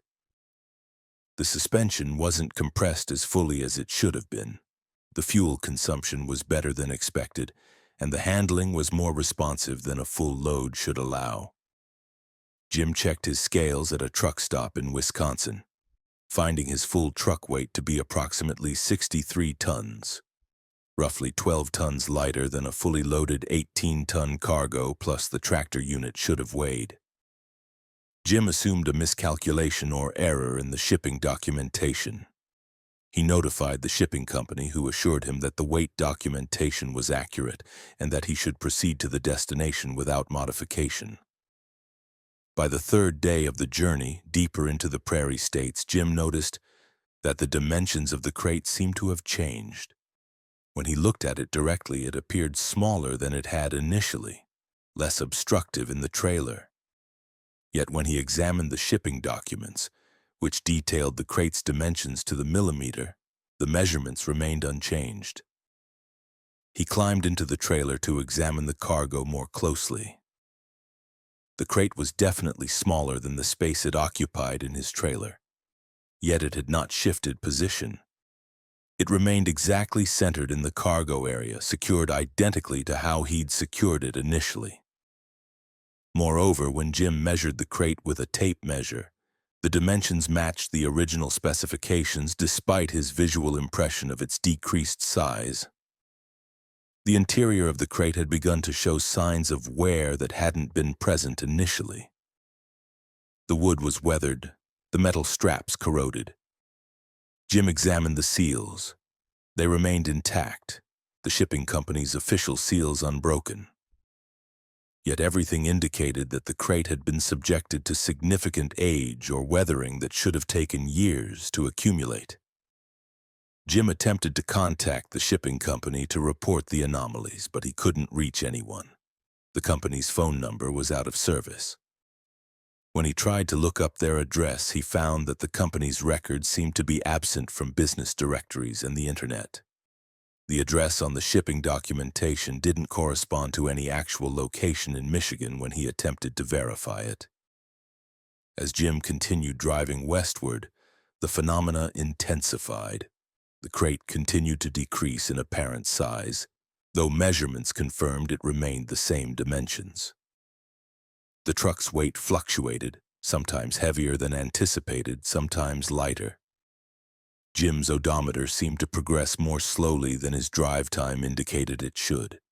He would drive for what felt like 8 hours, and discover that only 5 hours had actually passed according to his logbook.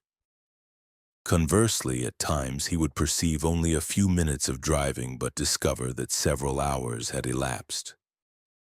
The highway itself seemed to distort occasionally. He would see distance markers that were clearly wrong, mile signs in sequence showing impossible numeric patterns. On one stretch of I-80 in Nebraska, he passed mile marker 312, then immediately encountered mile marker 247, then 503. When he checked his actual mileage driven against the markers, the numbers made no coherent sense. Jim's CB radio, which had initially provided normal communication with other drivers, began to degrade. The chatter became distorted, voices overlapping, speaking in patterns that almost suggested coherent speech but resolved instead into meaningless noise. On the third day of his journey, as Jim drove through Wyoming, the CB suddenly crackled clear for just a moment, and he heard a voice. Old, tired, familiar. It was his own voice, but aged perhaps 20 years beyond his current age. The voice said, "Don't open the crate, Jim. Whatever happens, don't open the crate." Then the static returned, and he could no longer reach any other drivers or stations. Jim forced himself to continue driving, gripping the wheel tightly, trying to maintain focus on the road despite his increasing sense of unreality. The landscape began to behave strangely. Trees would appear in the distance and vanish before he reached them. The mountains seemed to shift position when he wasn't looking directly at them, and the sky sometimes displayed coloration that didn't match any natural lighting conditions he'd encountered in his 68 years. The crate behind him had now become nearly imperceptible, as if it were fading from reality. Jim could feel it in the trailer, could sense its presence through some perception that went beyond mere sight, but visually it had become almost transparent, a shimmer of air where substantial cargo should be. The truck's communication systems began to fail completely.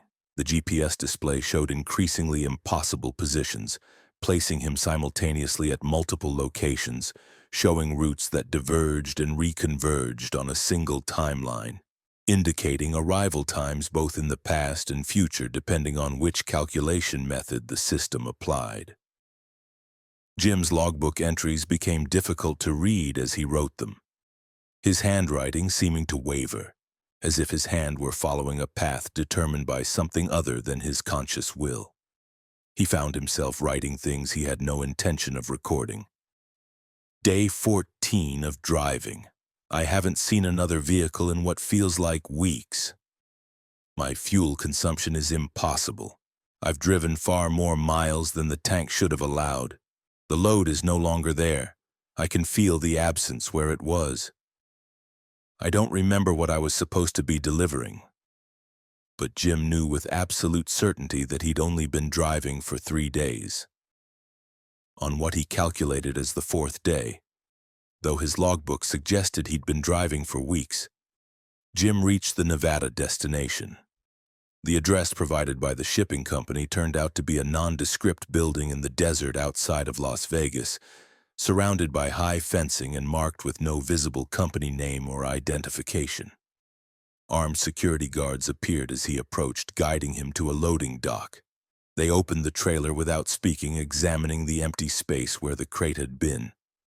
One of the guards looked toward Jim with an expression of deep concern. "You made it," the guard said. "We weren't sure you would. The last driver, he didn't make the full journey. We're still finding pieces of his truck scattered across the country." Jim attempted to ask questions, but the guards simply unhooked his trailer, guided him to turn around, and directed him to exit the facility. He drove back to civilization in a state of profound shock and dissociation. When he reached a standard truck stop, he pulled over, completely unable to continue.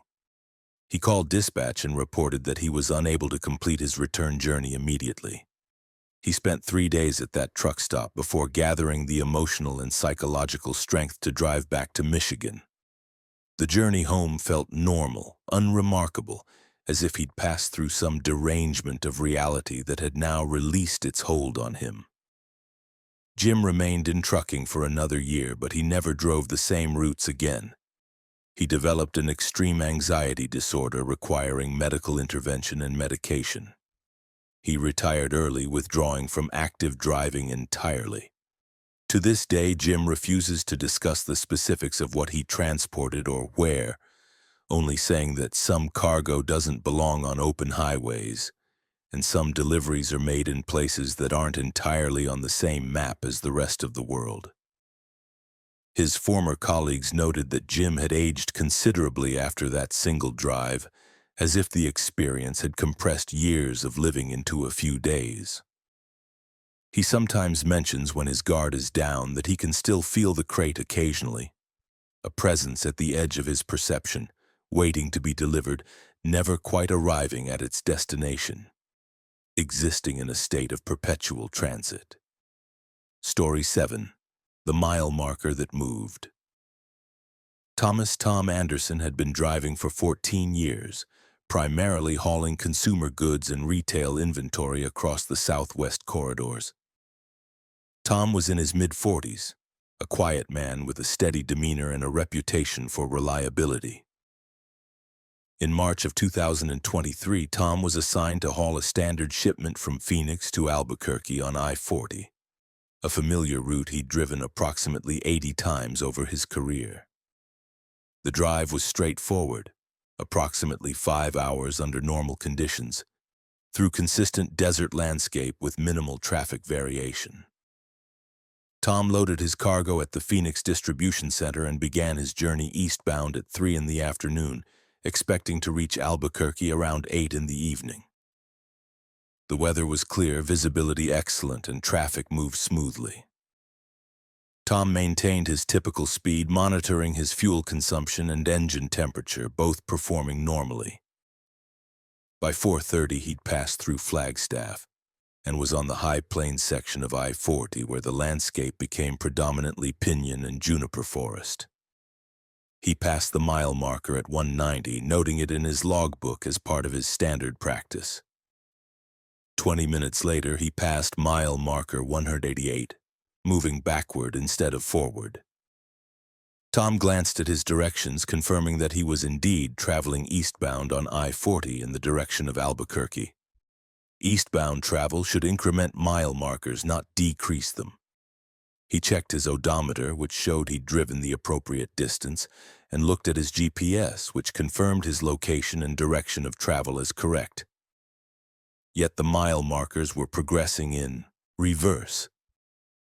Tom increased his speed, curious rather than concerned. He expected to see mile marker 186 next if the backwards progression continued. Instead, he passed mile marker 192, which represented progress eastward. Tom pulled over at the next rest area and examined the mile marker there. It read 195, which would be further west than any marker he'd encountered so far that day. He consulted his maps and GPS, both confirming that he should be progressing eastward with mile markers increasing. He attempted to call dispatch but received only static on the radio. His cell phone had no signal. Tom returned to the road and resumed driving, maintaining his speed and heading. Over the next 2 hours, the mile markers fluctuated wildly: 178, 203, 165, 209, 142, 187. No logical progression, no consistent pattern beyond an apparent random distribution of numbers. The landscape, however, showed no corresponding changes. The forest remained consistent. The terrain remained relatively flat. The road surface appeared unchanged.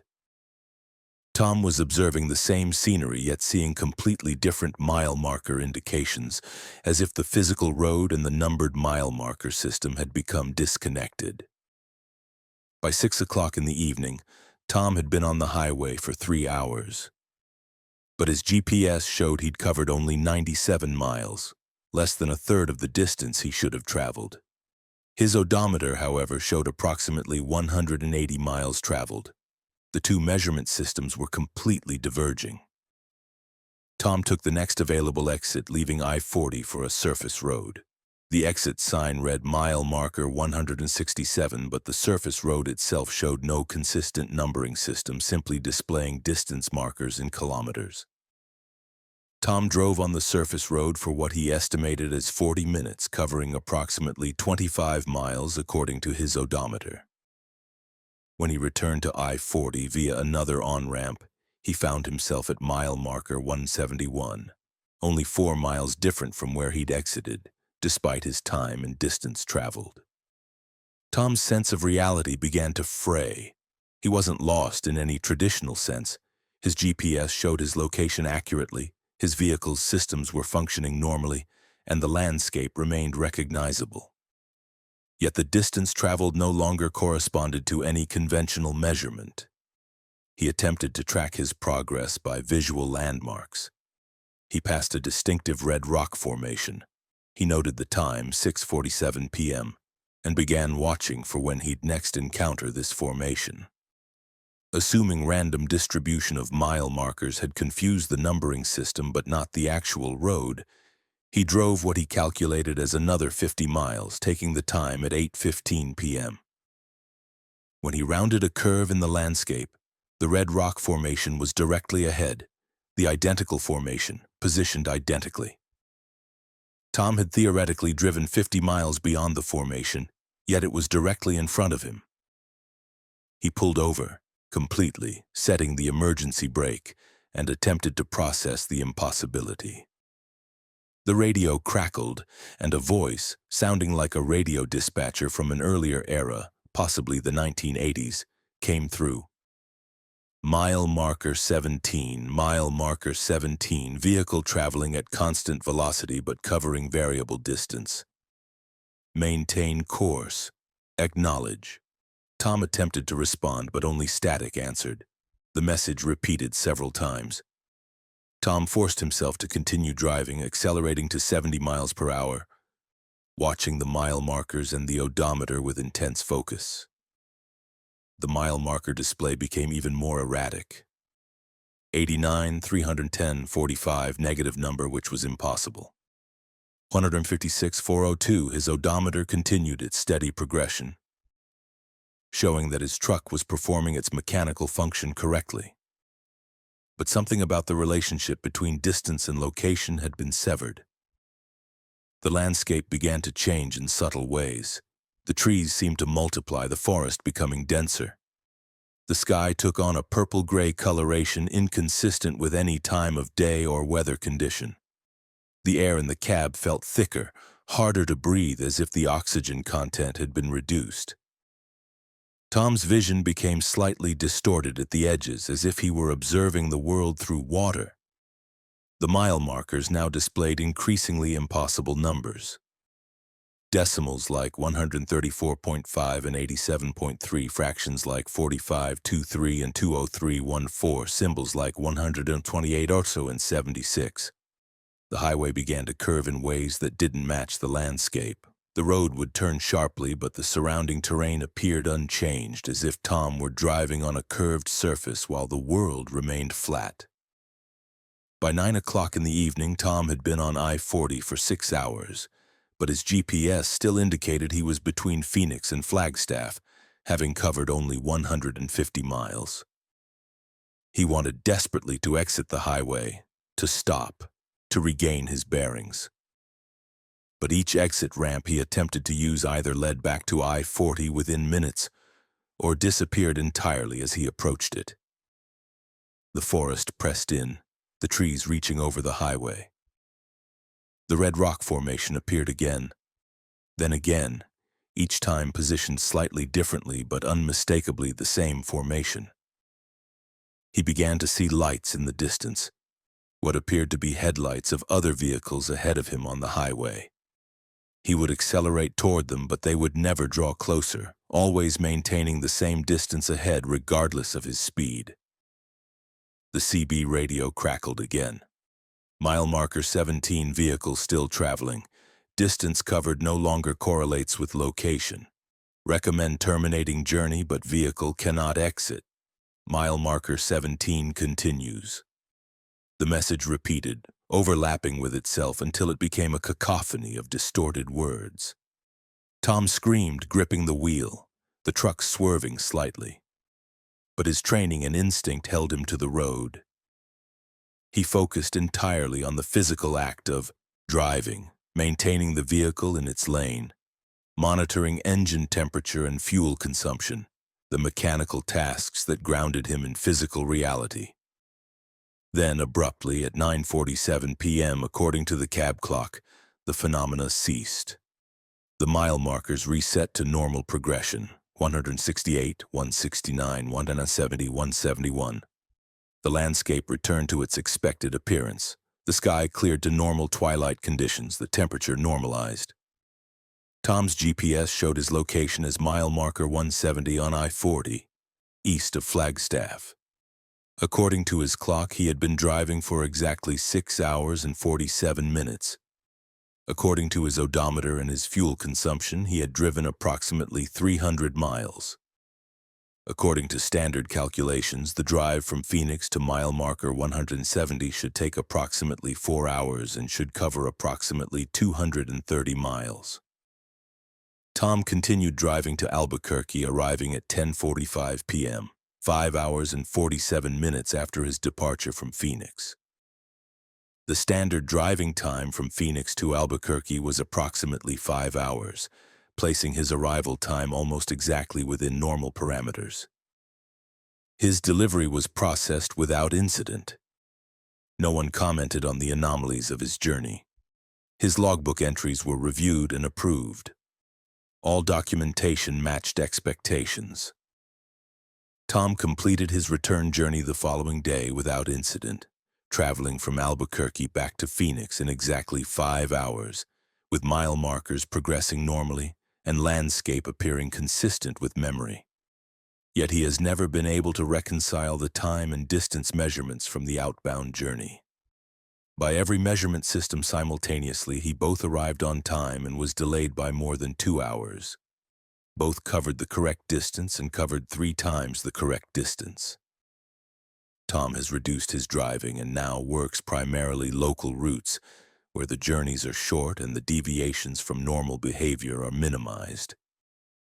He sometimes speaks to younger drivers about the importance of maintaining detailed logs, of cross-checking all measurement systems, of never assuming that distance covered and time elapsed have any reliable relationship to physical location. Story 8. The Facility in the Darkness. Susan Sue. Caldwell had been a professional truck driver for 19 years, primarily handling hazardous materials transport for industrial chemical companies. Sue was in her early 50s, a no-nonsense woman with extensive knowledge of transportation regulations and safety protocols. In December of 2023, Sue accepted a contract to haul a sealed container of specialized industrial compound from a manufacturing facility in Louisiana to a receiving facility in Oklahoma. The pickup location was a remote industrial site approximately 30 miles from the nearest town. The receiving location was similarly remote, in the Oklahoma Panhandle, in an area of sparse population and minimal development. Sue collected the sealed container, which weighed approximately 10 tons, and loaded it into her trailer. The shipping documentation specified that the container must not be exposed to direct sunlight, must be kept within a specific temperature range, and must be delivered within a narrow time window. Sue was given delivery coordinates rather than a street address, latitude and longitude that placed the destination in the middle of what appeared to be largely undeveloped land. She input the coordinates into her GPS and began the journey northward on I-49, then transitioning to US 271, eventually moving into the Oklahoma Panhandle on increasingly smaller roads. The journey progressed normally through the first 8 hours. Sue reached the transition point where she needed to leave US 271 and proceed on rural county roads to reach the remote coordinates. The landscape became increasingly desolate, flat, scrubby terrain with occasional ranches but long stretches of empty land. The coordinates led her down progressively narrower roads, eventually to what was little more than a dirt track barely wide enough for her truck. Sue had transported hazardous materials to remote locations before, but something about this particular delivery felt wrong. The coordinates seemed to lead nowhere, to a location in the middle of completely undeveloped territory. By evening, Sue found herself driving on roads where she was increasingly unsure the truck's large size could navigate. She considered turning back, calling the chemical company to verify the destination. But the time window for delivery was strict. Missing it would result in a penalty. She pressed onward, driving carefully over the increasingly primitive surface. Her GPS showed her drawing steadily closer to the destination coordinates. The sun had set approximately an hour ago, and the landscape beyond her headlights was complete darkness.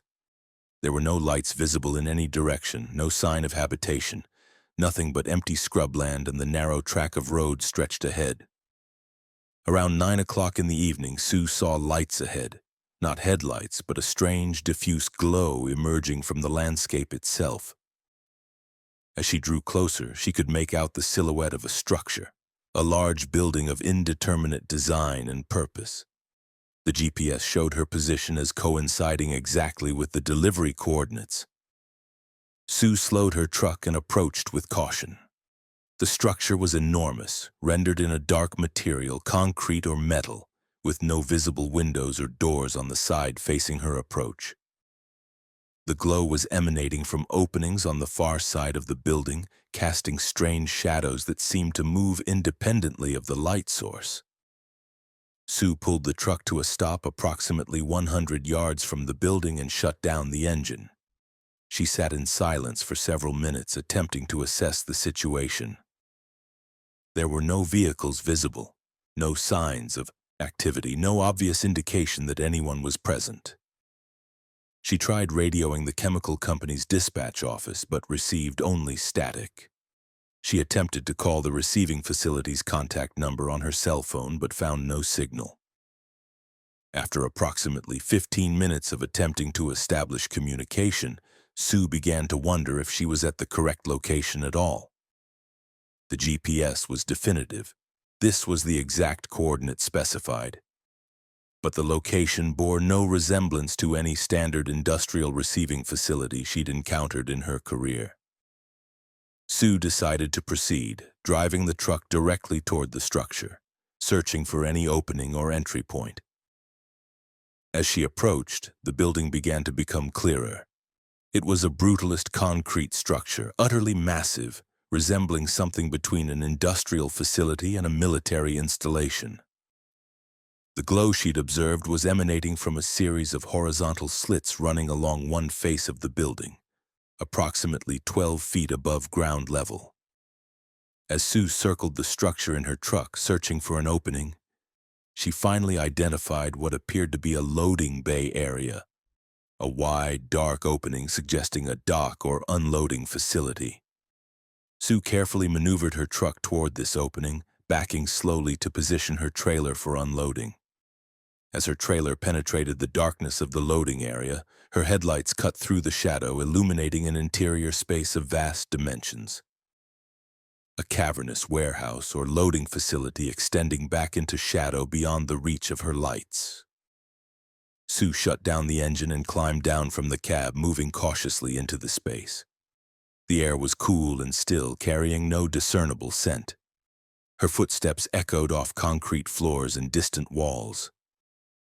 She called out, her voice sounding small in the enormous space. "Hello? I have a delivery for receipt." Her echo returned to her, but no other response. Sue returned to her truck and, after waiting for approximately 30 minutes without response, attempted to disconnect her trailer and leave. But when she engaged the hydraulic system to disconnect, nothing happened. She tried again, checking all systems.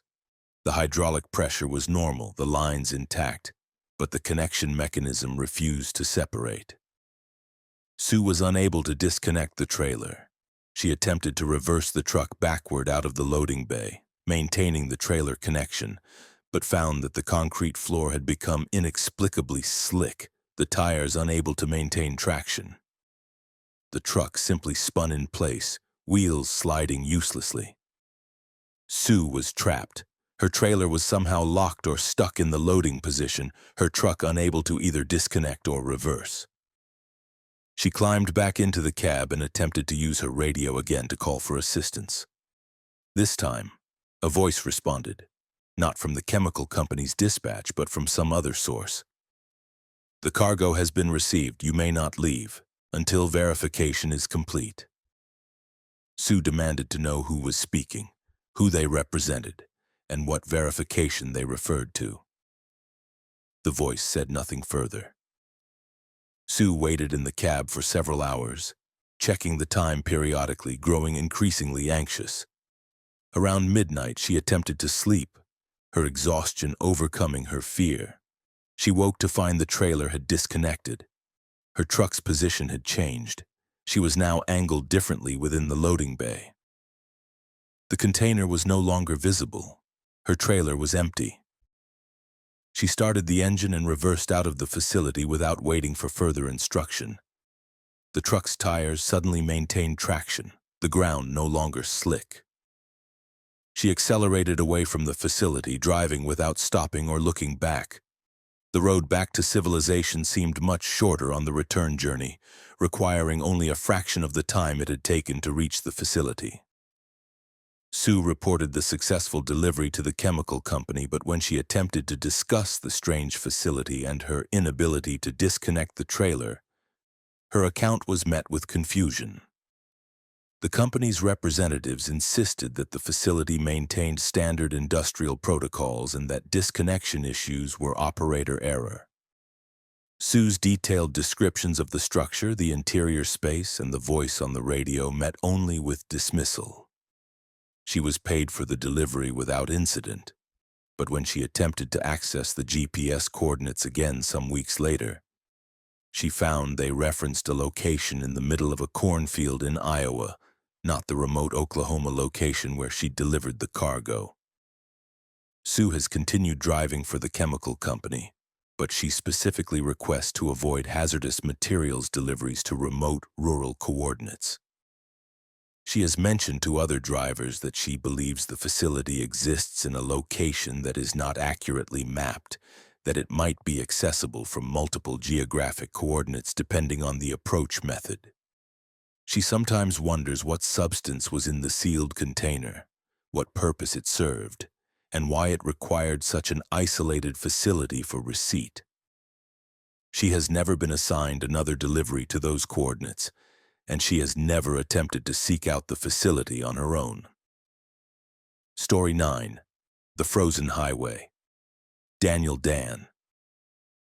Patterson had logged 26 years as a professional truck driver, primarily hauling refrigerated goods across northern U.S. routes during winter months.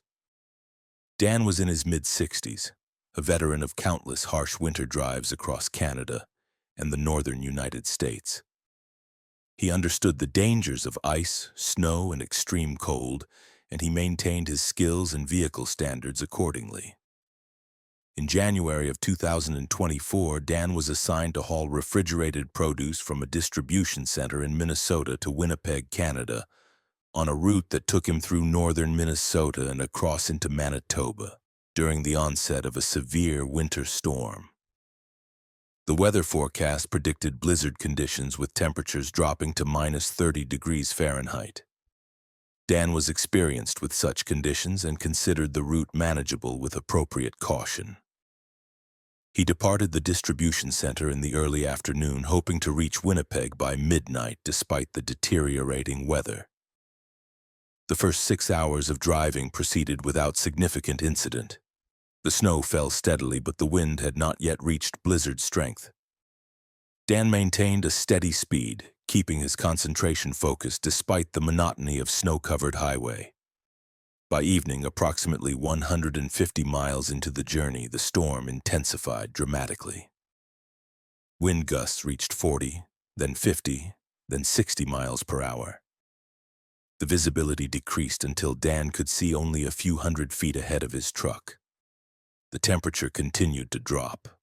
Dan considered pulling into the next available rest stop to wait out the worst of the storm, but the highway remained relatively clear. The truck's heated running gear melting snow, and the road surface still showing through the accumulation. He pressed onward, maintaining a reduced speed of 35 miles per hour, his attention completely focused on maintaining the truck in its lane. Around 8 o'clock in the evening, Dan noticed that the road ahead had changed. Noticeably changed, not just in appearance but in its fundamental character. The asphalt beneath the snow seemed to be glowing, emitting a faint blue luminescence visible despite the snow cover. The glow was subtle, barely perceptible, but distinct from any natural phenomenon Dan had encountered. He reduced his speed further and examined the road with increasing focus.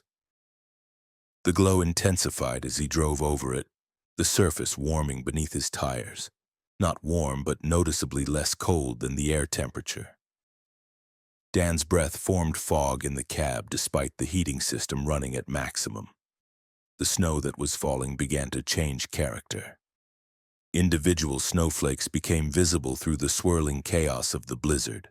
Massive crystals, each one geometrically perfect, each one distinct and individually unusual in structure. They fell slowly despite the wind gusts, as if gravity had been reduced. Dan watched them accumulate on the road surface, and where they landed on the glowing asphalt, they did not melt but instead became transparent, ice-clear, allowing the blue glow to shine through. The effect was becoming increasingly surreal, the road appearing to be composed of illuminated crystal, the snowflakes becoming transparent elements of that structure. Dan was seized by an overwhelming sense of wrongness. He wanted to stop, to pull off the highway and assess the situation. But the landscape offered no shoulder, no safe place to park. The highway continued into darkness and snow, the only path forward being deeper into this phenomenon. Dan pressed on slowly, his hands gripping the wheel tightly, his attention split between maintaining vehicle control and processing the impossible transformation occurring around him. Then suddenly he passed through a transition. The road returned to normal, black asphalt, covered with white snow, glowing with only the normal reflections of his headlights. The snowflakes returned to normal size and behavior. The air temperature appeared unchanged, but the sensation of wrongness ebbed. Dan's heart rate gradually normalized. He told himself that the phenomena he'd observed had been products of optical illusion, the product of fatigue and stress combined with the disorienting nature of driving through a severe blizzard. He pressed onward, maintaining his focus on the road. Approximately 5 minutes after the transition, the phenomena returned, But this time it was different. The snowflakes began to form patterns as they accumulated on the road, geometric designs almost like text or mathematical notation rendered in frozen crystal. The patterns repeated in a sequence, a series of hexagonal shapes followed by what appeared to be mathematical symbols, followed by circular patterns. The sequence ran for approximately 50 yards, then reset and began again. Dan's rational mind fractured slightly. These patterns couldn't be random. They appeared too regular, too organized, suggesting intention or design. His CB radio crackled. Truck continuing through the frozen surface. Unusual. Most vehicles cease when encountering the phenomenon. Dan attempted to respond, asking who was broadcasting, but received only static. The broadcast continued. Frozen highway, junction between states, roads that do not appear on standard maps, vehicles that proceed are changed. Drivers who witness are changed, continue forward or retreat into blizzard, no other options. Dan desperately wanted to exit the highway, to turn around, to escape whatever was occurring.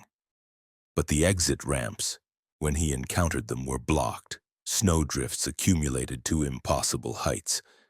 Barriers of ice that made passage impossible. The road continued its transformation. The crystalline patterns on the surface became more complex, more intricate. What had appeared to be mathematical symbols began to resemble words in scripts that Dan didn't recognize. The blue glow intensified, now bright enough to penetrate the darkness and make the surrounding landscape visible despite the blizzard obscuring it. Dan saw terrain alongside the highway that was completely frozen. Trees become transparent ice sculptures, the landscape transformed into an environment of crystal and frozen light. He was no longer driving on a normal highway through a blizzard. He was driving through a realm of permanent winter, a place where the normal rules of physics appeared suspended or fundamentally altered. The truck's systems began to behave erratically. The temperature gauge, which had held steady at the ambient air temperature, began to fluctuate wildly, registering temperatures far below physical possibility. The fuel gauge spun in circles, unable to settle on a consistent reading. The CB radio broadcast became a cacophony of overlapping voices, all speaking simultaneously in what might have been words, or might have been abstract sounds. Dan focused entirely on the mechanical act of driving, maintaining the truck's position on the road, refusing to engage with the phenomena surrounding him.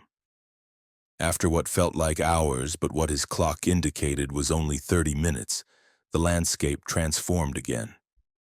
The frozen crystalline structure beneath his wheels became real ice, not metaphorical ice, but actual frozen water, smooth and slick. The truck's tires lost traction, and despite Dan's attempts at control, the vehicle began to slide. He redirected the wheels to maintain directional control, allowing the truck to decelerate as friction gradually asserted itself against the ice. The vehicle slowed from 35 miles per hour to 20, then to 10, then came to a complete stop. Its trailer jackknifed slightly but secure. Dan sat in complete silence, unable to move, unable to process. Around him was normal winter landscape, a blizzard, white snow, the void of visibility that characterized severe winter weather.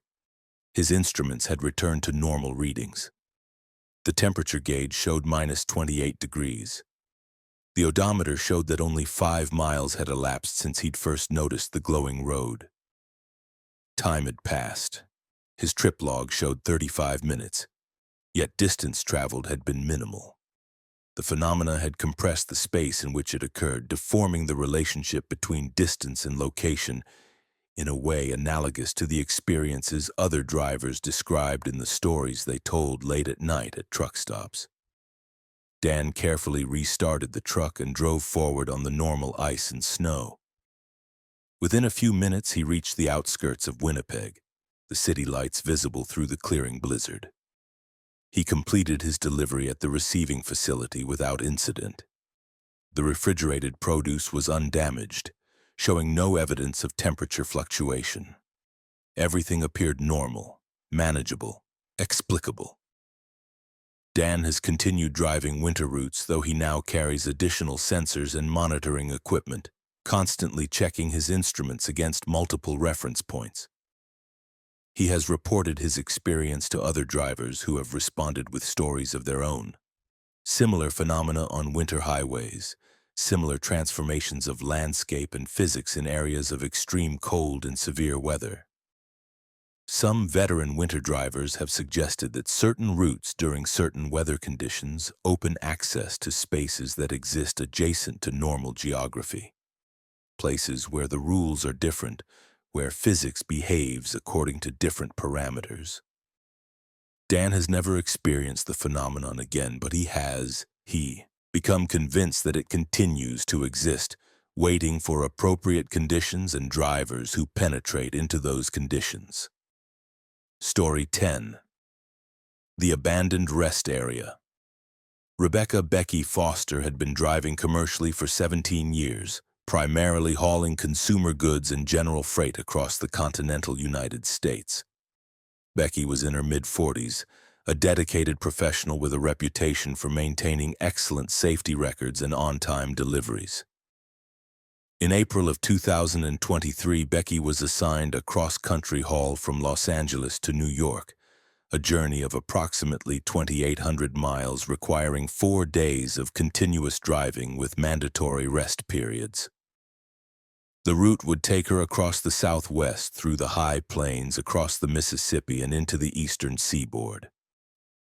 Becky departed Los Angeles early on a Monday morning, planning to reach Las Vegas that evening, then continue across Arizona and New Mexico before entering Texas. The driving was routine. Wide interstate highways, light to moderate traffic, clear weather. She maintained her standard speed of 60 miles per hour, taking her required rest breaks at official truck stops and rest areas. By evening, she'd reached Las Vegas, pulled into a truck stop for fuel and food, and rested for 8 hours before continuing her journey. The second day proceeded similarly, monotonous driving through the desert, the landscape becoming increasingly barren as she progressed east from Arizona into New Mexico. By early evening, approximately 1,000 miles into her journey, Becky spotted a rest area sign indicating a facility ahead. It read, "Rest Area 2 miles," a standard notification placed at regular intervals along major highways. Becky, who had been driving for 9 hours and was due for her mandatory rest break, planned to pull into the facility for an hour or two of sleep before resuming her drive. As she approached the rest area, something struck her as unusual. The facility appeared older than most modern interstate rest areas. The buildings were weathered, the pavement showed cracks, and the landscaping was overgrown and unkempt. But it was operational. She could see parking spaces marked, buildings standing intact, though they showed signs of age and disrepair. Becky pulled into the lot, which was empty of other vehicles. She parked in an area marked for commercial trucks and shut down her engine. The silence that followed was profound.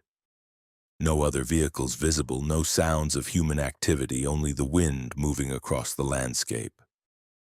Becky walked toward the main building, which appeared to contain restrooms and a small waiting area. The doors were unlocked. Inside, she found the facility to be clean despite its aged appearance.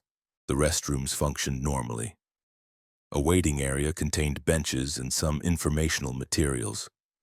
Becky used the facilities and considered returning to her truck to rest. But the prospect of the narrow truck cab bed was less appealing than the thought of stretching out on one of the waiting area benches. She settled onto a bench and allowed herself to drift into sleep. She woke after approximately 1 hour to find that dusk had fallen outside. The waiting area's lighting, which she didn't recall being particularly bright before, had dimmed noticeably. She checked her watch. It showed that 2 hours had passed, though it had felt like one. Becky felt slightly disoriented by the discrepancy. but attributed it to the inconsistency of sleep perception. She returned to her truck and resumed her drive. The night landscape was typical of the New Mexico desert, empty, dark, the occasional distant light indicating small towns. She drove through the darkness with minimal traffic, maintaining her speed, following the highway signs and her GPS navigation. Around midnight, Becky saw another rest area sign. Rest area 2 miles. She noted this as unexpected. She'd passed a rest area only a few hours earlier, and she knew that interstate rest areas were typically spaced much further apart than 2 to 3 hours of driving.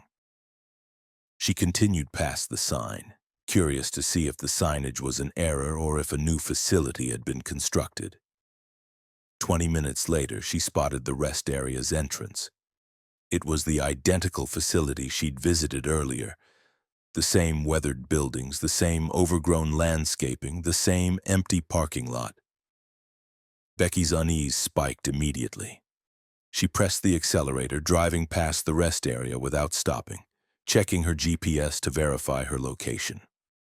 The device showed her as approximately 300 miles east of the previous rest area, placing her in Texas, well past the facility she'd visited hours earlier. The time on her dashboard showed 12:27 a.m. She calculated that she should have driven for approximately 300 miles in the intervening 3 hours, consistent with highway driving.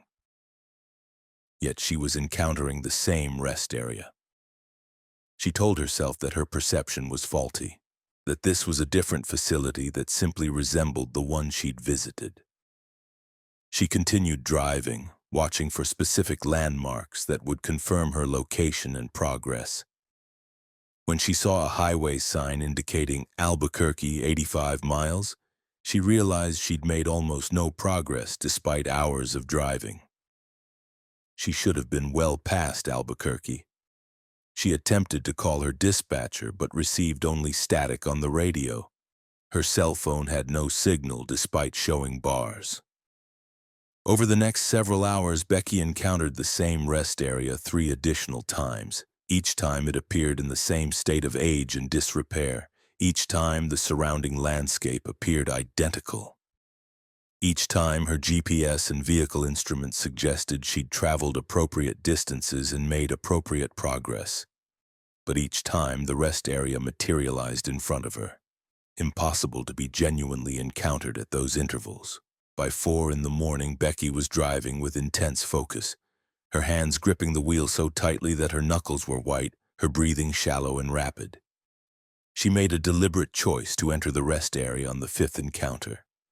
She would investigate the building, determine what was happening, confront the impossibility with concrete information. She pulled into the parking lot and parked her truck. The building was unchanged from her previous visits. She entered and found the waiting area exactly as before. Identical benches, identical informational materials, the same subtle state of disrepair suggesting decades of neglect combined with maintenance sufficient to keep the facility functional. Becky examined the informational materials on a wall rack. The materials were outdated. Tourism brochures from Arizona destinations, dated in 1987 and 1992. She checked the restroom facilities. They were clean, but the fixtures appeared to be from several decades in the past. She noticed the lighting in the building, which had seemed normal enough when she was inside, appeared to have no obvious source. There were light fixtures on the walls and ceiling, but they emitted illumination without any visible bulbs or power source visible. When Becky exited the building and returned to her truck, she found that several hours had passed. Her watch showed 7:34 a.m. She'd intended to spend only minutes investigating the facility. She'd lost another 3 hours, though she had no clear memory of how the time had elapsed. Becky made a decision. She would not exit her truck at the next rest area encounter. She would drive continuously through any rest area appearances, refusing to stop, refusing to engage with the phenomenon. She resumed driving, maintaining her focus on the road ahead. The rest area appeared twice more over the next few hours.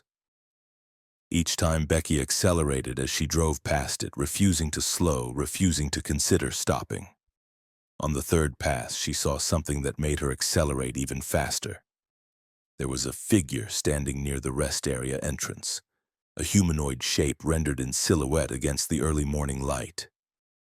The figure didn't move or react to her passing truck, simply stood motionless, its head turned toward her vehicle. She drove 70 miles per hour for the next hour without slowing.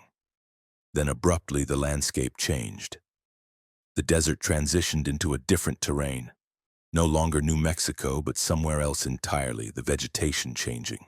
The landscape taking on characteristics of a completely different region. Becky's GPS showed her position as being in Mississippi, approximately 800 miles east of the last rest area encounter. Her trip log and fuel consumption confirmed that she'd somehow traveled those 800 miles while she'd been experiencing the time loop. The impossible transition had occurred between one moment and the next, the landscape reformatting itself. Becky continued, driving east without stopping. Maintaining elevated speed, her focus narrowed to the task of reaching New York as quickly as possible. She experienced no further encounters with impossible rest areas or distortions of space and time. She reached New York 2 days later, completing her delivery without incident. When she attempted to explain her experience to her dispatcher, she was advised to take time off and see a medical professional, the standard response offered to drivers who reported extraordinary experiences. Becky complied, taking a week off, returning to work only after psychological evaluation confirmed her fitness to drive. She has continued her career as a truck driver, but she no longer uses the routes that pass through the New Mexico desert region where the rest area encounters occurred. She requests assignments to different regions, accepting longer routes and lower-paying loads in exchange for avoiding that specific geographic area. She has mentioned to a few trusted colleagues that she believes the rest area, if it ever existed in any physical sense, exists now in a state of perpetual repetition, drawing drivers into localized time loops. She sometimes wonders if she actually left the loop, or if she merely transitioned into a different section of the same impossible space. The rest area and the figure she glimpsed at its entrance remain in her memory, persistent and unexplained, a reminder that the roads we travel may contain passages into territories that follow different rules than the rest of the world.